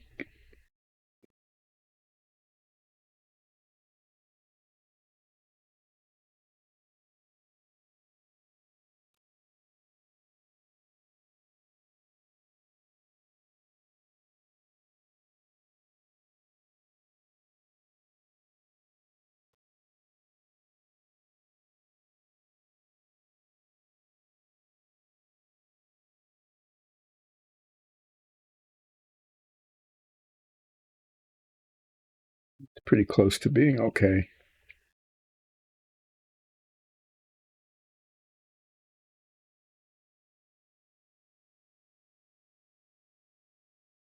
So what I'm going to do now is, I'm just going to end up using filler, I think, on here. I'm really tempted to apply more cement here and let it kind of melt together. But I don't think I don't think that's going to be a good idea. I'm just going to have to. It's just going to be a matter of filling and sculpting. There's going to be a lot of filling and sculpting. But there's the captain sitting in the chair. I think the posture is okay, but the arms just. It's just going to take a while. It's going to take a while to get the shoulders and the arms right. But otherwise, this looks okay. And if I can just let them set there.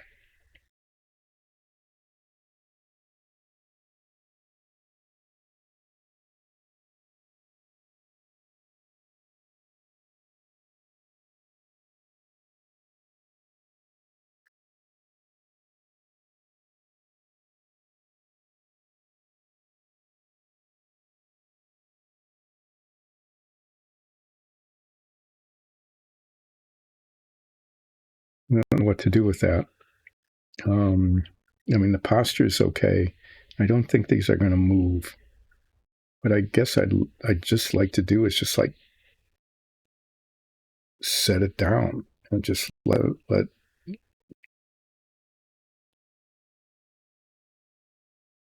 Headless Kirk let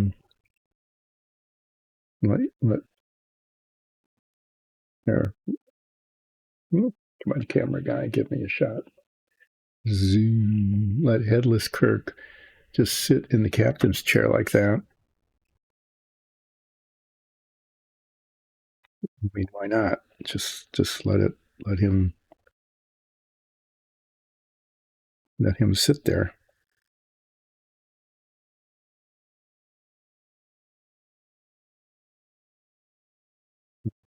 Uncomfortable kind of sitting posture.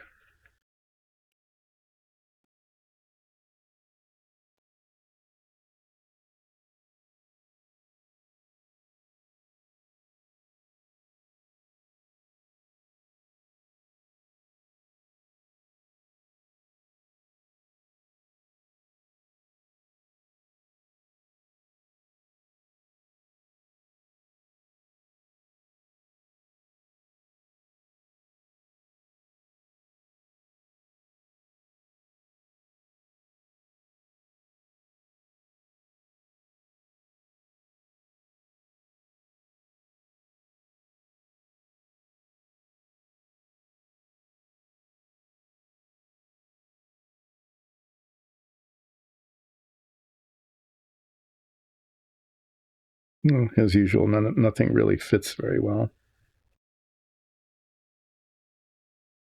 I guess if he sits like that, it, I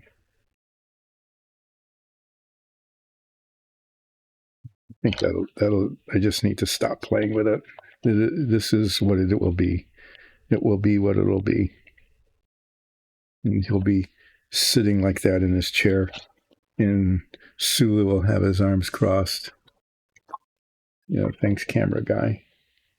Let's pay attention here. And Spock will be standing somewhat awkwardly with his arms at his side. There. I need to put these aside. Put some of this away. What I'm going to do, I've got a whole hour left. Wow. I'm going to start putting some decals on after I clean this up. These files away. I'm cleaning up my work surface. I don't need this. These are the railings and their heads and their stands. Someday I'll remember to paint the stands the correct color. I'm going to set these aside.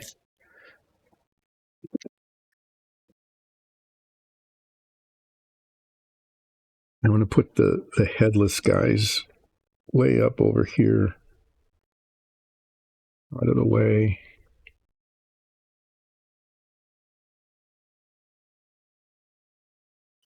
And paper towel down and get the decals.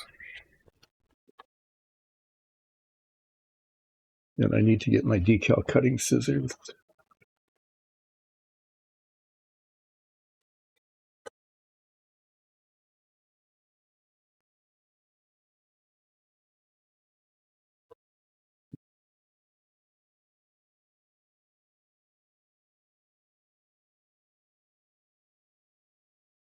Wandering around getting the decal sheets.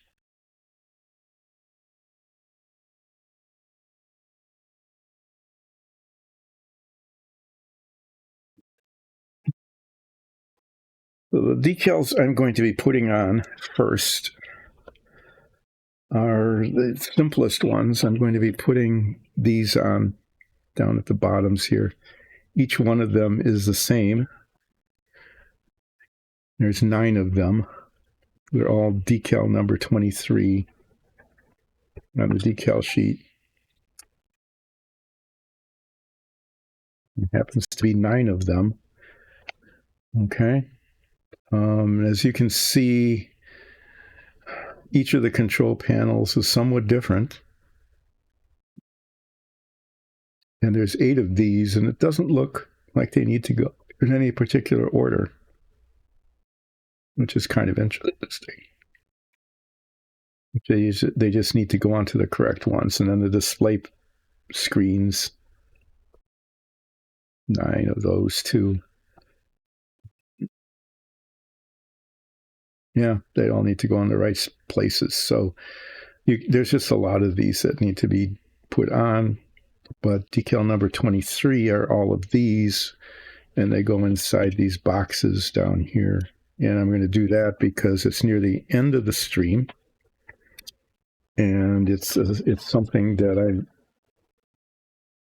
probably can't mess up too much, as long as I don't like cut the decal and harm it or bend it over or break it or something.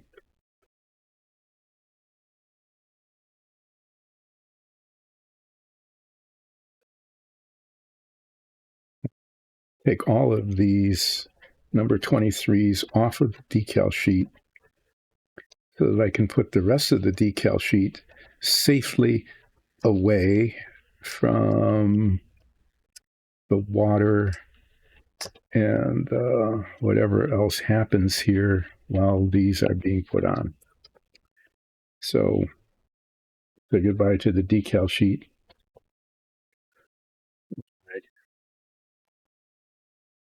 Safely put it in a safely place. There. Ooh, that's my Star Trek 25th anniversary. 1991 is the 25th anniversary. This is a sticker that sticks onto something somewhere. Like maybe I'll put it on the back of one of the panels or something.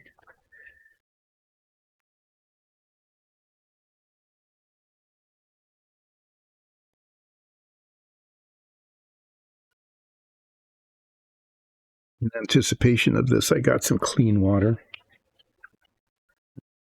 and clean paper towel that I will be soaking.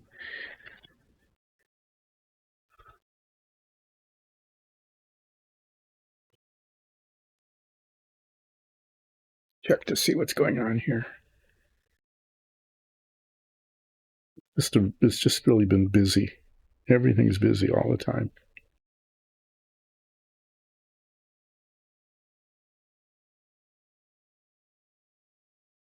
The last couple of weeks with the construction that's been going on and people traveling, on and on and on and on and on and on and on. I think I'll start with this one because there is one on here.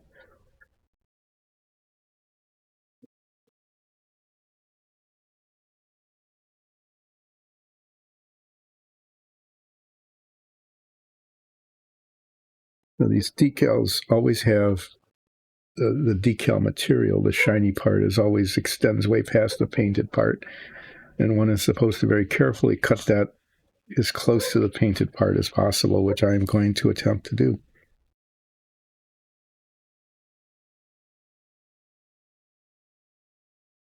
Cutting it so that there's this tiny little line of light colored, like this bluish color the edges, so I know I haven't cut too close, but it minimizes the amount of non-painted material.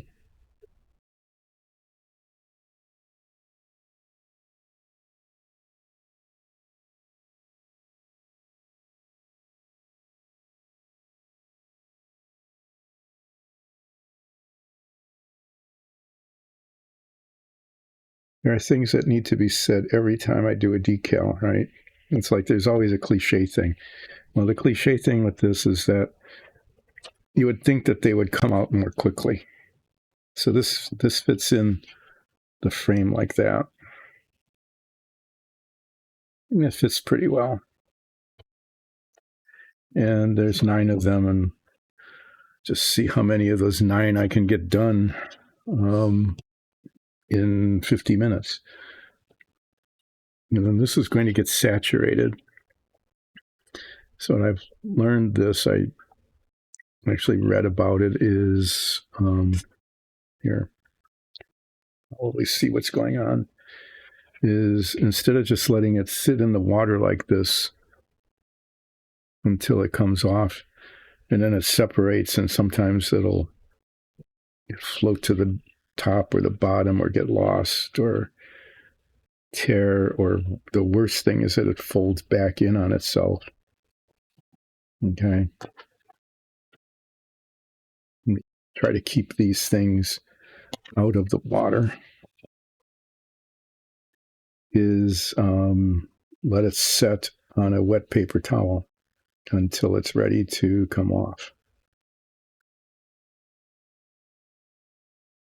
So what I could be doing is I could cut like 2 or 3 of these off and get a wet paper towel and set it on the side and let them just sit on it so that they are softening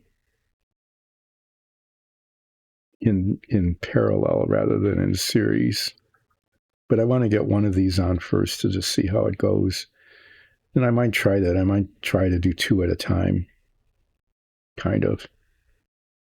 You know, where I've just got a wet paper towel sitting here and one of them is sitting on the top of it,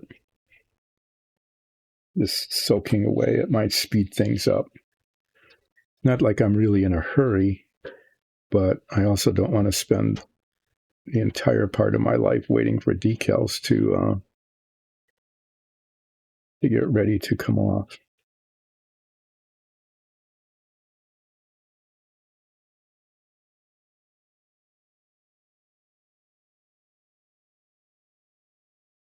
The other thing I found with decals is that they don't like to behave in that you don't want them to move, they move. If you want them to move, they don't.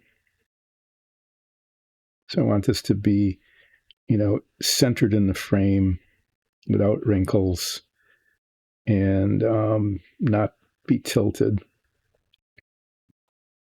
and jolted. And then once it's sort of where it should be, and it's really close. Okay, then I'll just dab it with a dry paper towel. And there it is. There's one of the panels on the bottom. Ta-da. I've only got 8 more to go. Do that one because it was the closest.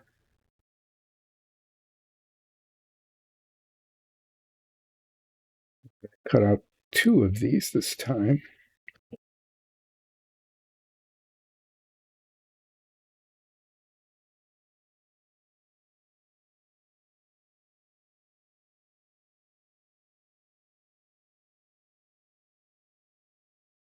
One just sit on the paper towel, getting wet, and hopefully detaching while I am applying the other one. And we'll see if this shortcut turns out to be okay, hopefully. Hopefully it won't be a problem.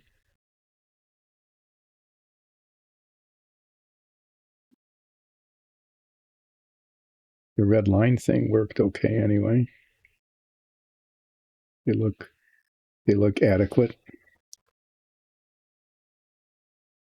See? They look okay.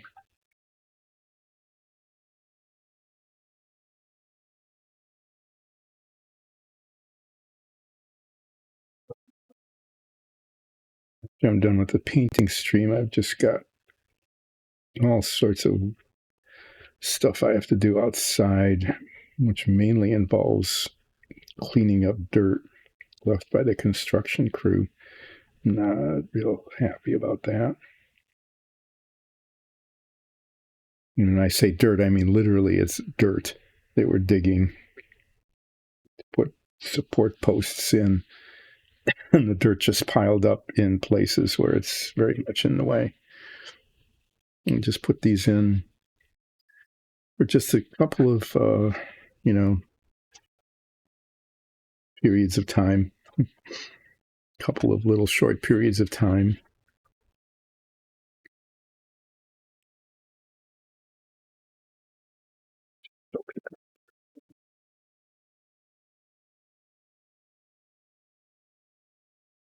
Start getting wet, and then try to lay it down on here.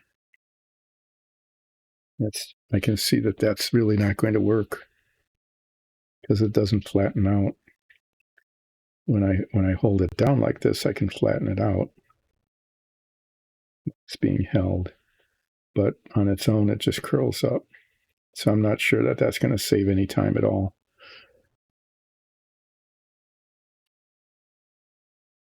So after this, yeah, I've got a lot of manual labor to do.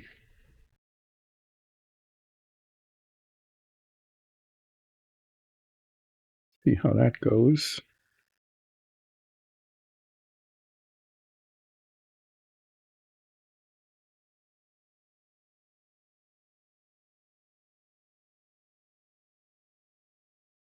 My new follow, Happy Goat. Hi. I am kind of a Star Trek fan, but I'm not good at remembering things. I had the privilege of growing up with the original series. I was talking about that the last couple of streams, is as I was trying to remember things from the original series as I was watching the original series back in the 1960s. And it turned out that I didn't remember things very well. It's probably not a real surprise, but I was kind of disappointed because I wanted to talk about, my memory of watching things as they happened. So I remembered Tranya, and I remembered the Gorn, and I remembered the Klingons showing up, and I remember, of course, the Tribbles. How would one not remember the Tribbles? And Harry Mudd. And I remember Kirk always trying to, there are always scantily clad women. There were a lot of scantily clad women in the 1960s on the Star Trek show. I suppose, they figured the demographic was young men who wanted to see that. I know Kirk wanted to see that, so that was a thing. But unfortunately, I didn't remember all that much. So my monologue, which I expected to go on for quite some time about my memory of Star Trek original series when it was original, and it wasn't the original series because there was no other series to be not original. Yeah, my memory was poor. What can I say? So that was kind of a failure. But yeah, I've always watched Star Trek, and the other members of Dyson Dungeons, particularly Nicole and Alexis, who play characters on our D&D show, which I want to talk about yet. I always have to do a promo about that. They are really into it. I mean, they know all the canon from everything, like the animated series and whatever. So we've been watching Lower Decks and Strange New Worlds, and it's those, they both make references to just obscure stuff that happened in the original series or some of the other series or even in the animated series. And they just start cheering and laughing when they see these things. And I don't know the references because I don't remember things very well. Like, I know there was a bunch of movies, but if you ask me, which one had the whales, which one had the godlike figure, I couldn't tell you because, that's the way it is. But I can brag, or, I mean, maybe it's not boasting because it just means I'm really old, that I watched Star Trek when it was just Star Trek. And that's all it was. It was just the Star Trek. Trying to move this over an infinitesimal little bit without breaking it or hurting it. Like I was saying, decals usually just don't behave very well. They move when you don't want them to and don't when you do. Okay, well, that worked okay. So I've got 3 out of 9. 3 of 9. I appreciate the follow, though. But let me talk about our D&D show, because Dice and Dungeons is not about this, which is a spin-off. This is the Joni Loves Chachi spin-off of, if you don't know what that is, you can look it up. Chatbot will tell you, make up some sort of story about what that really was. But this is the Joni Loves Chachi relationship to our real Dice and Dungeons D&D show. I play one of the characters, a Furbog fighter named Ulseth Ralph.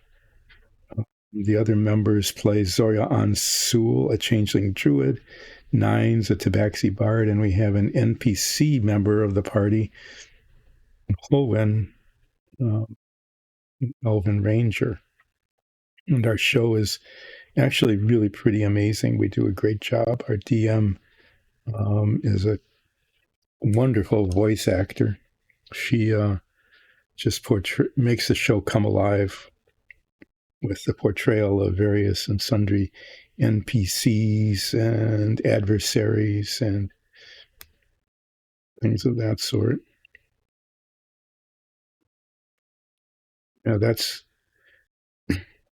And this stream is we make our own dungeon tiles and minifigs on 3D printers and paint them.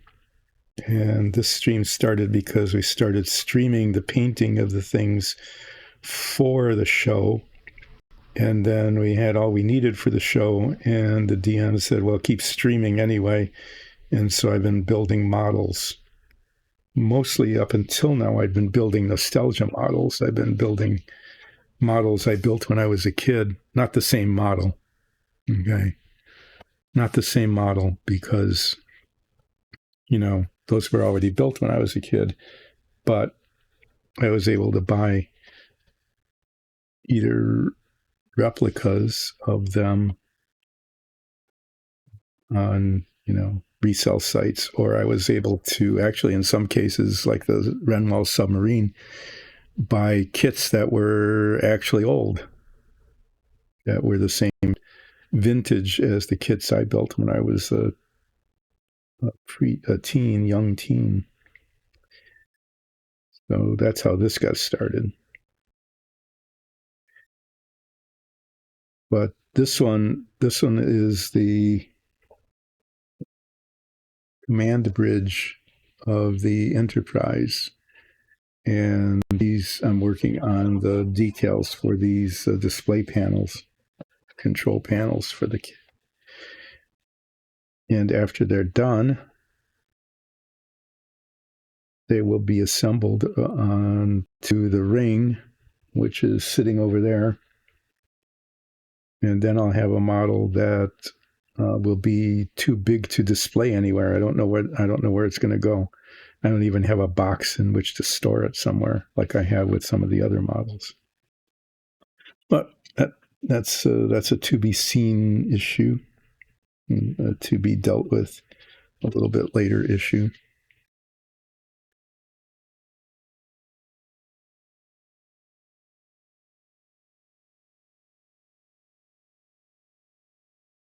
So, yeah, I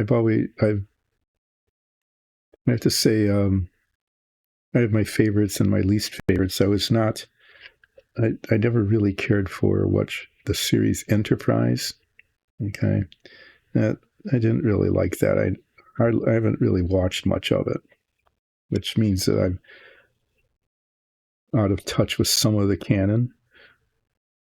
Or, I didn't see a lot of Voyager when it first came out. I think part of it was just the timing of when it was in relationship to other obligations like work and kids. Okay. I really like Next Generation and Deep Space Nine. Kept up with them, and of course, I've seen all the movies at least once. Although, as I said, I can't always remember what happened in which movie, but I do know that there were a number of movies and that I saw them.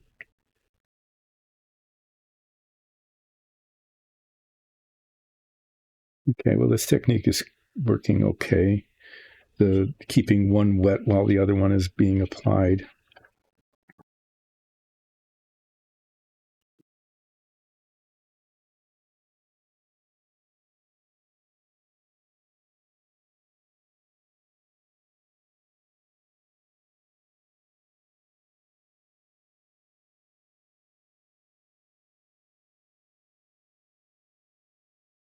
But I appreciate the follow, and I want to take the opportunity to do a promo for a Dungeons and Dragons show or D&D show. It streams 3 Sundays a month at 2:00 on Twitch, but all of the episodes are put up on YouTube, and you can even listen to them as a podcast. And they actually work that way. They work as a podcast. And then you don't have to see us. You can just hear us. And it's almost as good. Okay, I've got 4 more of these rectangles. What time? I don't know, I'm going to do anything more than these rectangles today. We'll see how this goes. They're coming along apace. I might.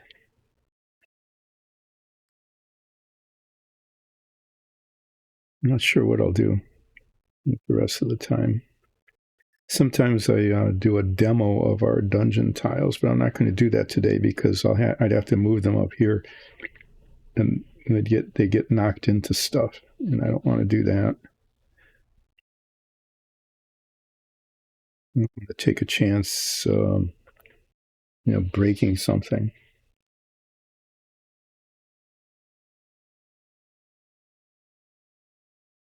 But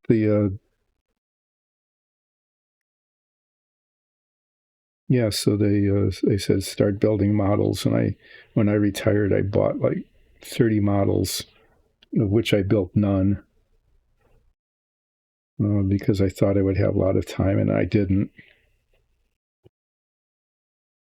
So I've got kind of for all practical purposes, a limitless supply of things to work on. The first one I built was actually a Big Daddy Roth Think model, Think Eliminator, because I built all of them that were available when they first came out in the 1960s. I thought they were really cool. My mom hated them. So I did a really good job.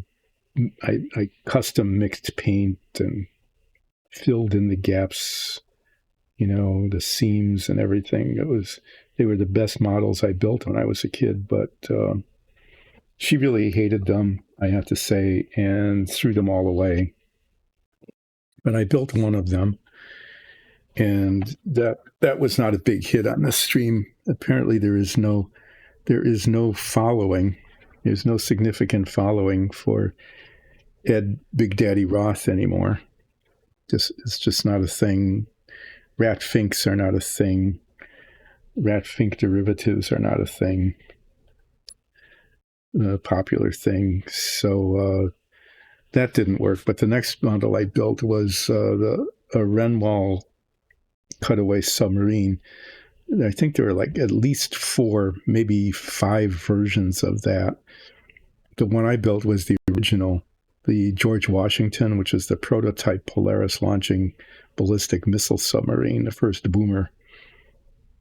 Then they changed it to 2 or 3 or 4 other versions. There was one that actually had a clear plastic cover on it instead of a fold down side of the hull. But I wanted to build the one I built, which was the George Washington, which was the first one that came out in the mid 60s.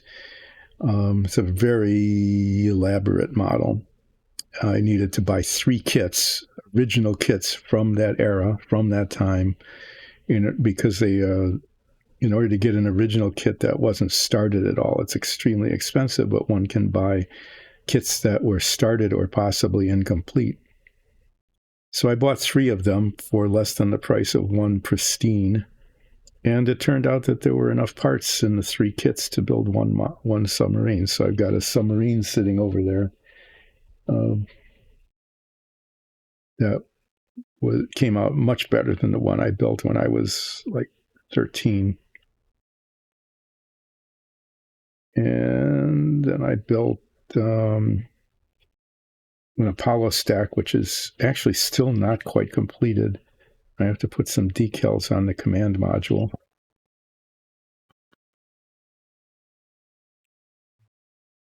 And then that'll be done, and I can stick that in boxes somewhere.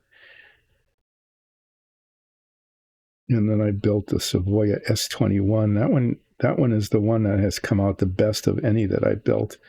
It was Porco Rosso's plane, the Savoia S-21, the seaplane that Porco Rosso flies in the Porco Rosso movie. And I was given a gift of a 1/48 scale version of that. A really rare model. I think it's a rare model. I've never seen another one. That was also a cutaway model in that the hull lifts up off the top of the plane. The fuselage lifts off the top of the plane to show some interior detail. The Apollo had some of those features as well. So it's kind of interesting that the models I built so far have all been cutaway kinds of displaying the interiors until I worked on this one, which is nothing's cut away here. I guess that's straight.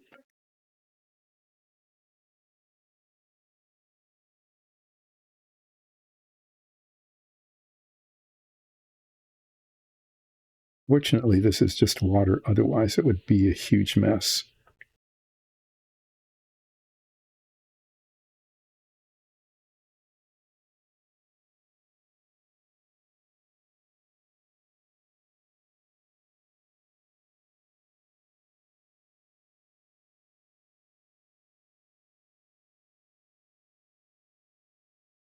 These decals move reluctantly, although sometimes if there's too much water underneath them, they'll just get up and float away.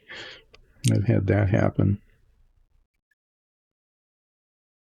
When I bought this kit, I expected all of these things that are decals to be stickers. It just looked like the kind of kit in which they would be stickers, but then I opened it up and there's this gigantic decal sheet. Each one of these 8 panels, on each one of these, there's 4.5 of them as an individual decal. And then there's the big ones up on top, which are displays of various and sundry things like planets or status reports or something. These are just grids.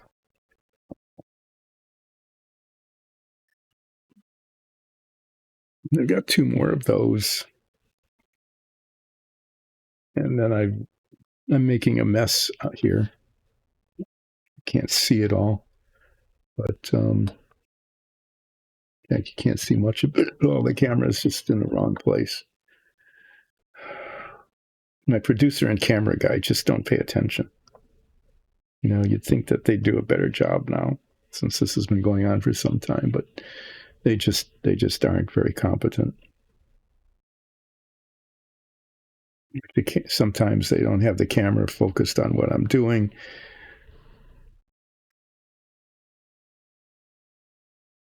Sometimes it's just, yeah. The camera guy is this hand. My producer is me looking up to see what's on camera and what's not. What's on camera is the camera is right in front of my face, which is typical. That's how it usually is. Because I want the light to be where I'm working, and I want the camera to be showing what I'm working on, and that's also what I'm looking at. And so it ends up being in front of my face.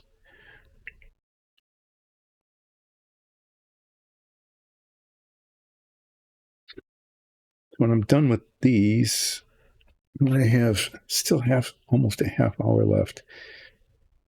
I guess I will move on to other decals. That's what I mean. I need to be working on this to finish this. All of these decals need to be applied. And then once that's done, the panels need to be attached to the ring, which makes up the circle of the bridge. And then I've got the 3 minifigs that I've been working on. You'd have to go back and like rewind this episode to see the minifigs. But they came in pieces that needed to be cemented together, and there's just a lot of glue seams and stuff that need to be sanded and filed, which I've been doing some time now. What will be, I'll probably maybe I'll do the big panels on top. I might do that. These other little ones are going to be kind of a pain. And they're not, the order in which they go isn't really important, but the location of the big ones is clearly specified in the instructions. So I have to make sure that they go in the right place. So I might do that. I might not get them all done, but I might get some of them done.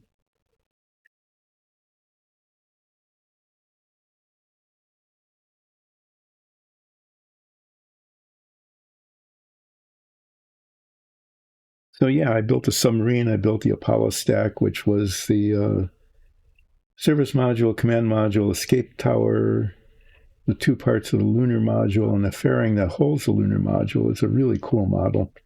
Not extremely accurate historically in terms of its detail, but it gives a good impression of the Apollo. And then the S-21 and the Lotus Ford that won in 1965 Indianapolis 500. I've got a model of that.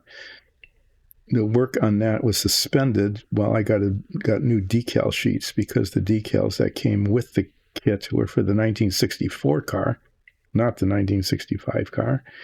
So I got some aftermarket decals, and I totally ruined my first set of them by not understanding how they were designed. Okay, they were the sponsorship decals that go on the side of the car, and tons of tiny little logos. And I thought it was just one solid sheet with all of them on it, but it turned out, no, that isn't what it was.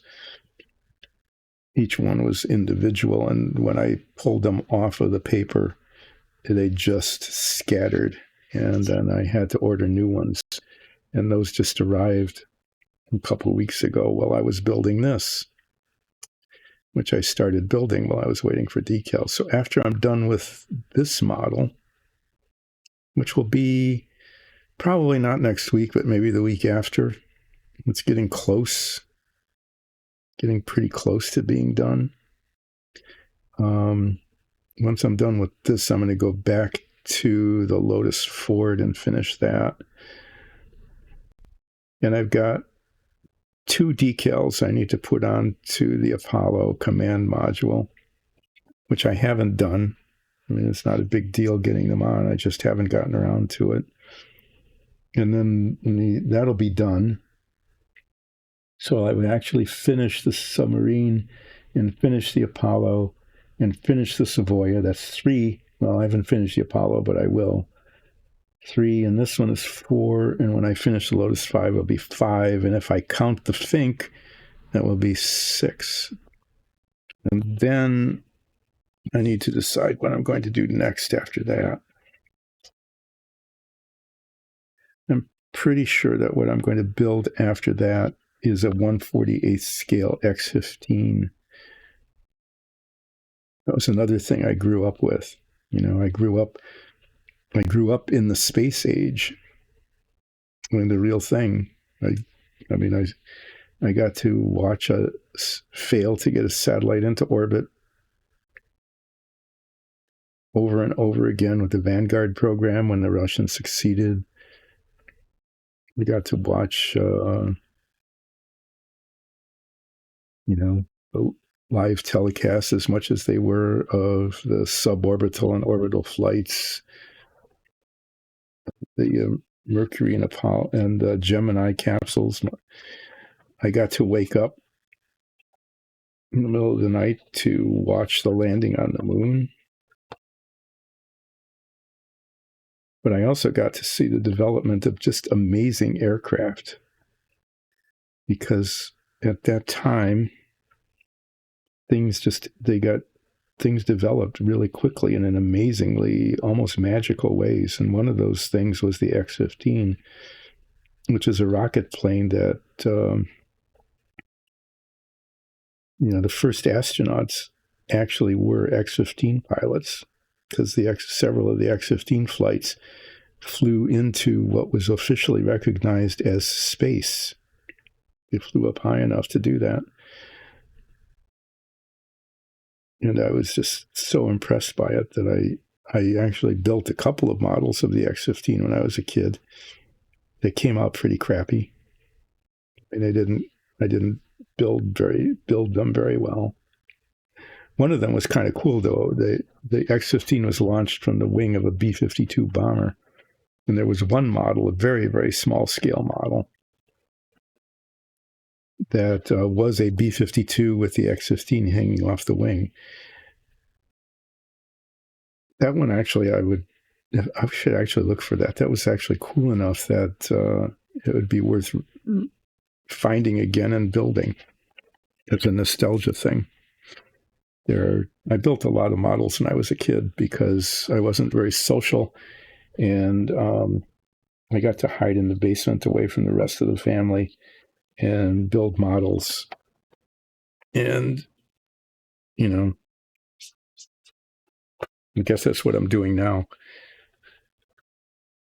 Hi, Aman. Yes.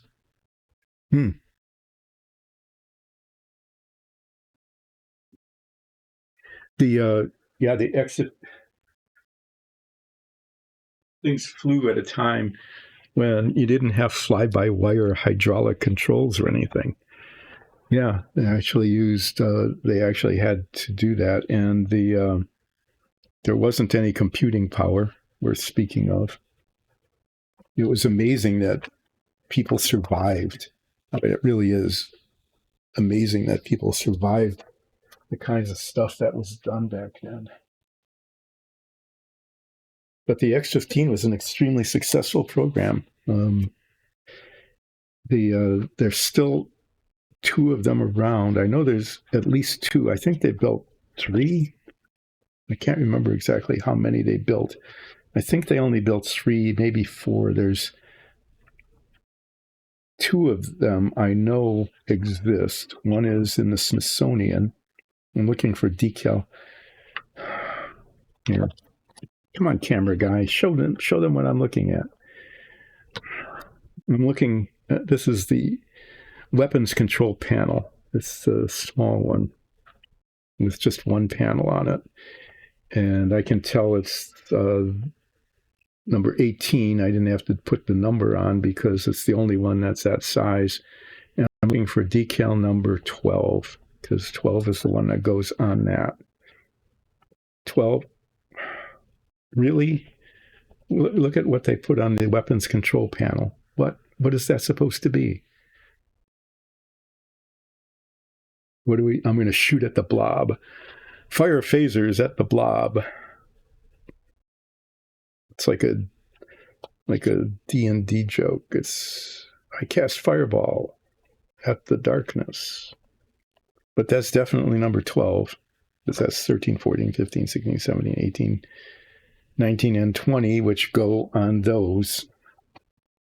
There's 8 more of them that go on those other panels. And they all have to be applied carefully to the correct panel.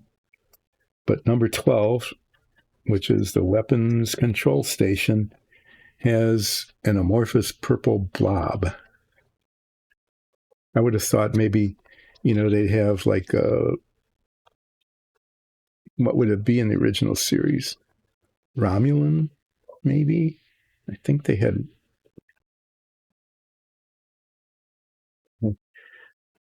I think they actually shot at Klingons back then because they weren't friends.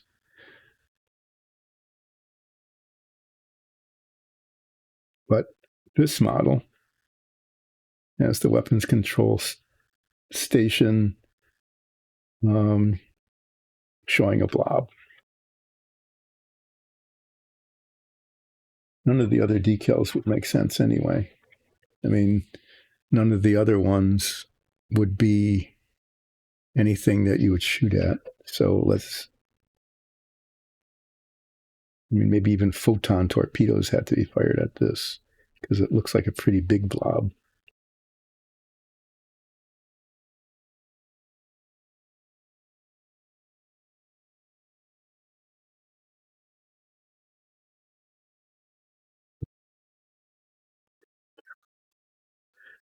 Sorry, I'm just not getting anything in the right place. I'm just shift over to the right here a little bit.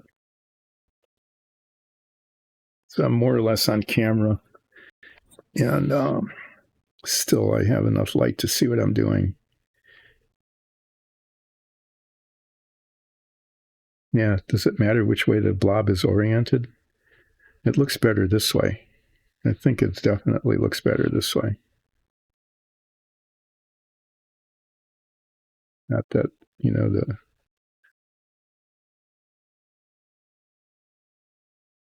pretty sure this is the top. Yeah, because it's a flat edge along here.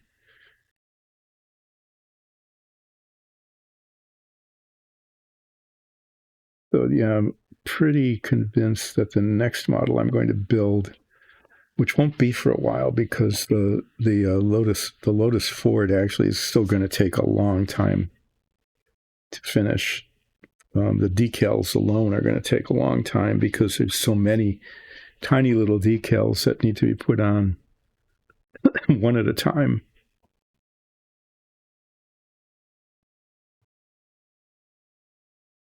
I think the new decal sheet will be just like the old one, which is that each one of them is going to be a separate entity. I have to test that. I actually bought two. It might be does that look like the Galactic Amoeba?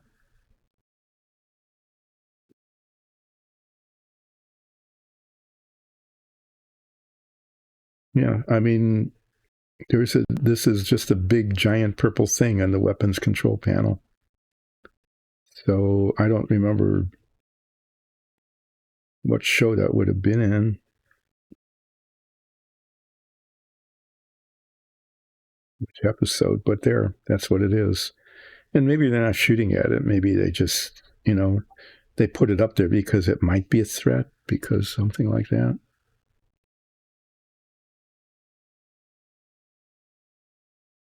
Mm-hmm.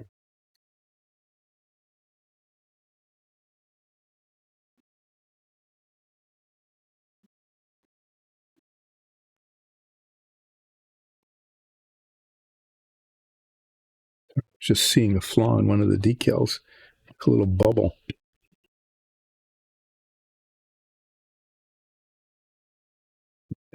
That's going to be a real issue at any point in the future. But yeah, I just wanted to get it out.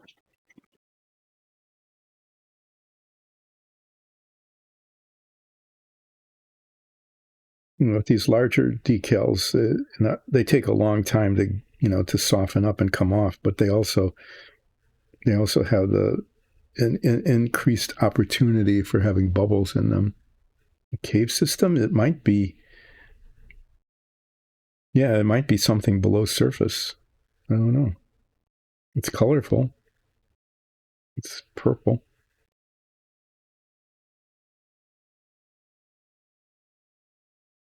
But it's, I double check to make sure it's the right one, and it's the one that goes here. So there is going here. Now I need to spend some time getting it to float without wrinkling. Become centered in the frame and oriented correctly.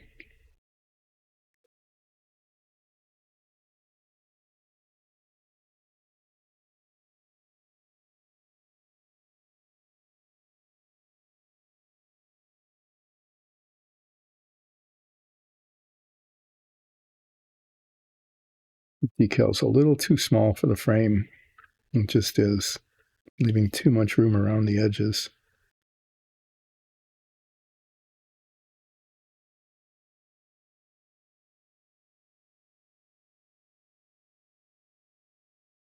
I'm glad the water does not dissolve the paint. That would be a disaster, wouldn't it? Move.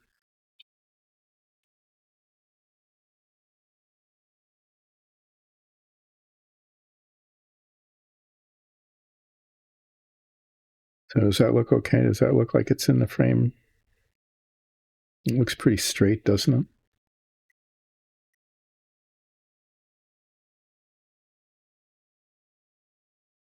Centered. As far as I can see anyway, it looks okay. Yeah. So there's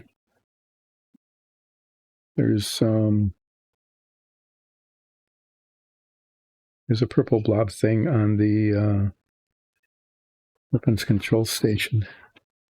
I'm almost out of time, so I'm not gonna keep doing more.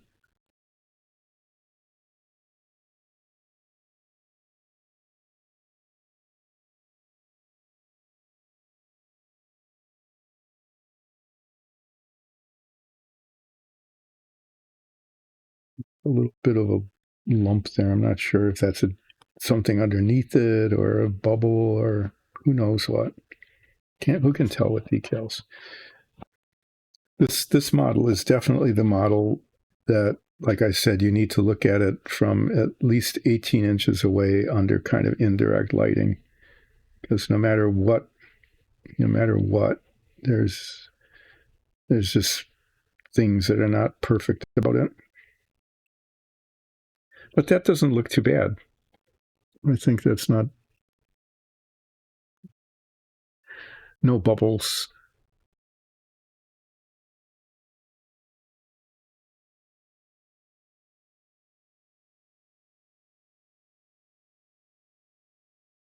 Yeah, you said you were going to try to do some things during her night shifts. That would be fun. I'm looking forward to hearing about how that goes. Well, what will be going on here is these 4 decals go across here, and this one big curved decal. You can't see this because it's not on camera. These 4 decals go into these little panels along here, and this curved decal gets put onto this surface somewhere. It's not really clear where or how. It's just one large decal that needs to be located on there. I'm going to put that on last after these are done, because otherwise the water from this will get up on there. But these are coming along okay. I mean, they're not perfect. The lines aren't like 100% perfect, but they're really pretty close. The color, the lower panel came out really quite well, I think. The metallic looks good. Even fairly up close, this looks okay. Okay, it took a lot of work to get this to look adequately. With the lines, all it had to be hand painted, all of the white lines around there. So decals on Monday.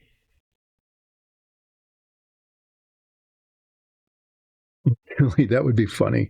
That she's bored at night and just uses the disguise self to just take on different appearances. That's pretty fun. I like that. So these guys all go on. There's 8 of these go into these bigger panels. Here, let me zoom out.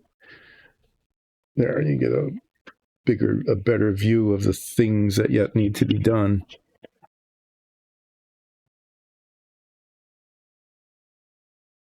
As these go in the correct places on all of these other panels, these little ones go into the little displays, and then these big ones, which look, two of them are the same, and then two of them are very different. I guess that's why it's important to get them in the right places. Yeah, you can see there's just a whole lot of little decals that need to go in a lot of places to get these panels completed. And once they're completed, then they get to be assembled onto the ring, which is assembled and is sitting over there under some paper towels to keep it from getting dirty. So this is the one I'm working on now. I'll probably go ahead and do this one next because this one's special. This is a communications panel.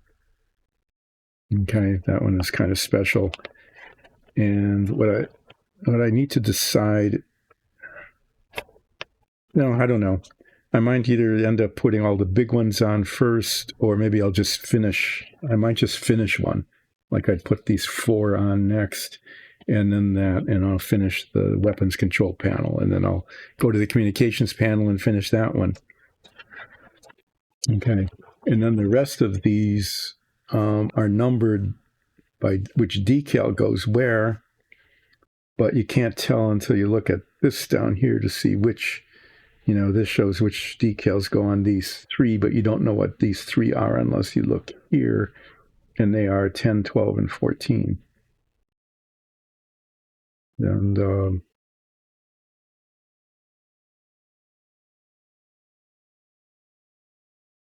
yeah, and the decal numbers don't match with the panel numbers, so that just makes it interesting. And then I'll continue to work on the minifigs.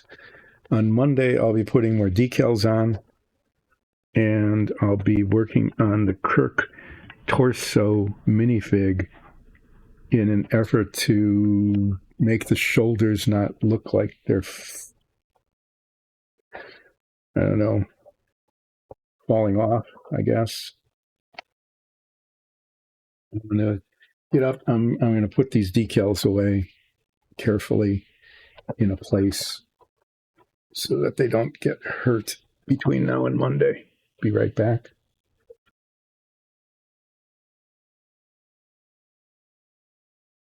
Thanks for joining in today. I really appreciate it. I'm going to clean up here, let the puddles dry up over the weekend. And on Monday, I'll be back attaching yet more decals, yet more decals to all these panels. Be finishing this one, and then moving on to, which number is it? Might as well put it up front. It's this one. Number 8, communications panel is number 8, which is not this one. It is this one. I know, they look exactly the same. They are exactly the same, but they have a different number. So there.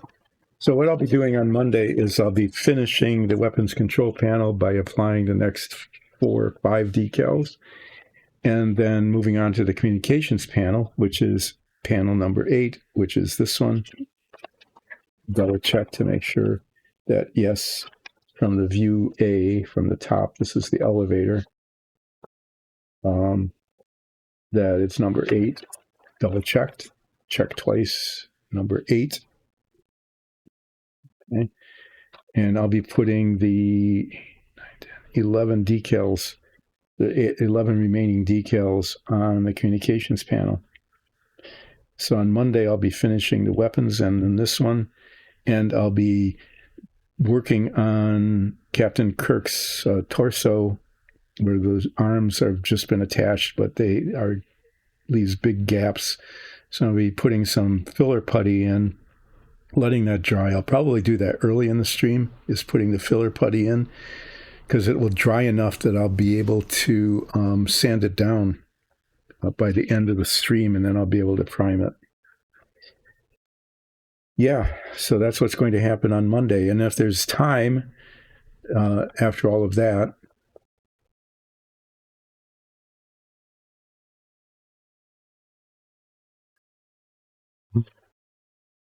that's pretty funny. Coming to City, you're going to have a lot of fun with Mirage. It sounds like it. I hope the rest of the players in your group appreciate the humor that you're putting into it. So I'll finish this. Finish this. This is that with the decals first. But first, I will put putty on. I'm not going to show it to you because it's over there in the Cementus setting. Kirk's torso arms need to be filled in. I'm going to do that first in the stream so that the putty can dry, can cure. It takes about an hour for it to dry and cure enough to sand. And while that's being done, then I'll finish this, the weapons control panel, the communications panel, these two panels. And then depending on how much time that takes, I'll either do some sanding on that, or I'll move along to one of the other panels. Might as well put these. Why not put them in numerical order? Even it's 12, 10, 12, 14, 10, 12, 14. Those guys go here. 10, 12, 14. In the opposite direction of what how I set them up. And then they go on here. All of these things get attached. This is done. That's the elevator. That's completed. That's the main screen. That's the ancillary screen next to it that you can't really see. Those are finished. This whole thing in here is finished, except for the minifig. And these will get attached. And after those are all attached, then I'll attach the railings, which are already painted, and they just need to be put on. The chairs are done. They came out okay. So, you're beginning to see that this could actually be finished sometime during this lifetime, which is always an amazing thing with these models because they move so slowly. And then it's like, oh, it might actually get done, as the submarine and the Savoia are completed, and the Apollo will be very shortly. I'm looking forward to seeing you on Monday, and yeah.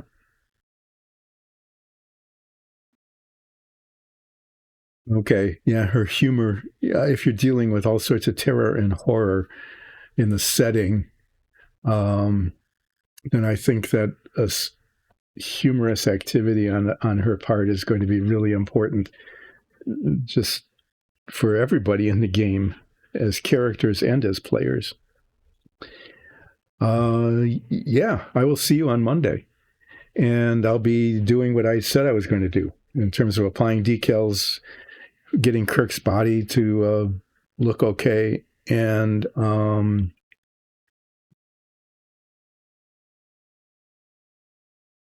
yeah, if Mirage is smiling, there's danger that needs to be dealt with, right? It needs to be taken, needs to be carefully handled. I'm going to cover these up with paper towels because it's going to be over the weekend. I don't want them to be just messed up, and as things can get messed up. See you on Monday. And have fun keeping development of Mirage going. And thank you for the new follow. I really appreciate it.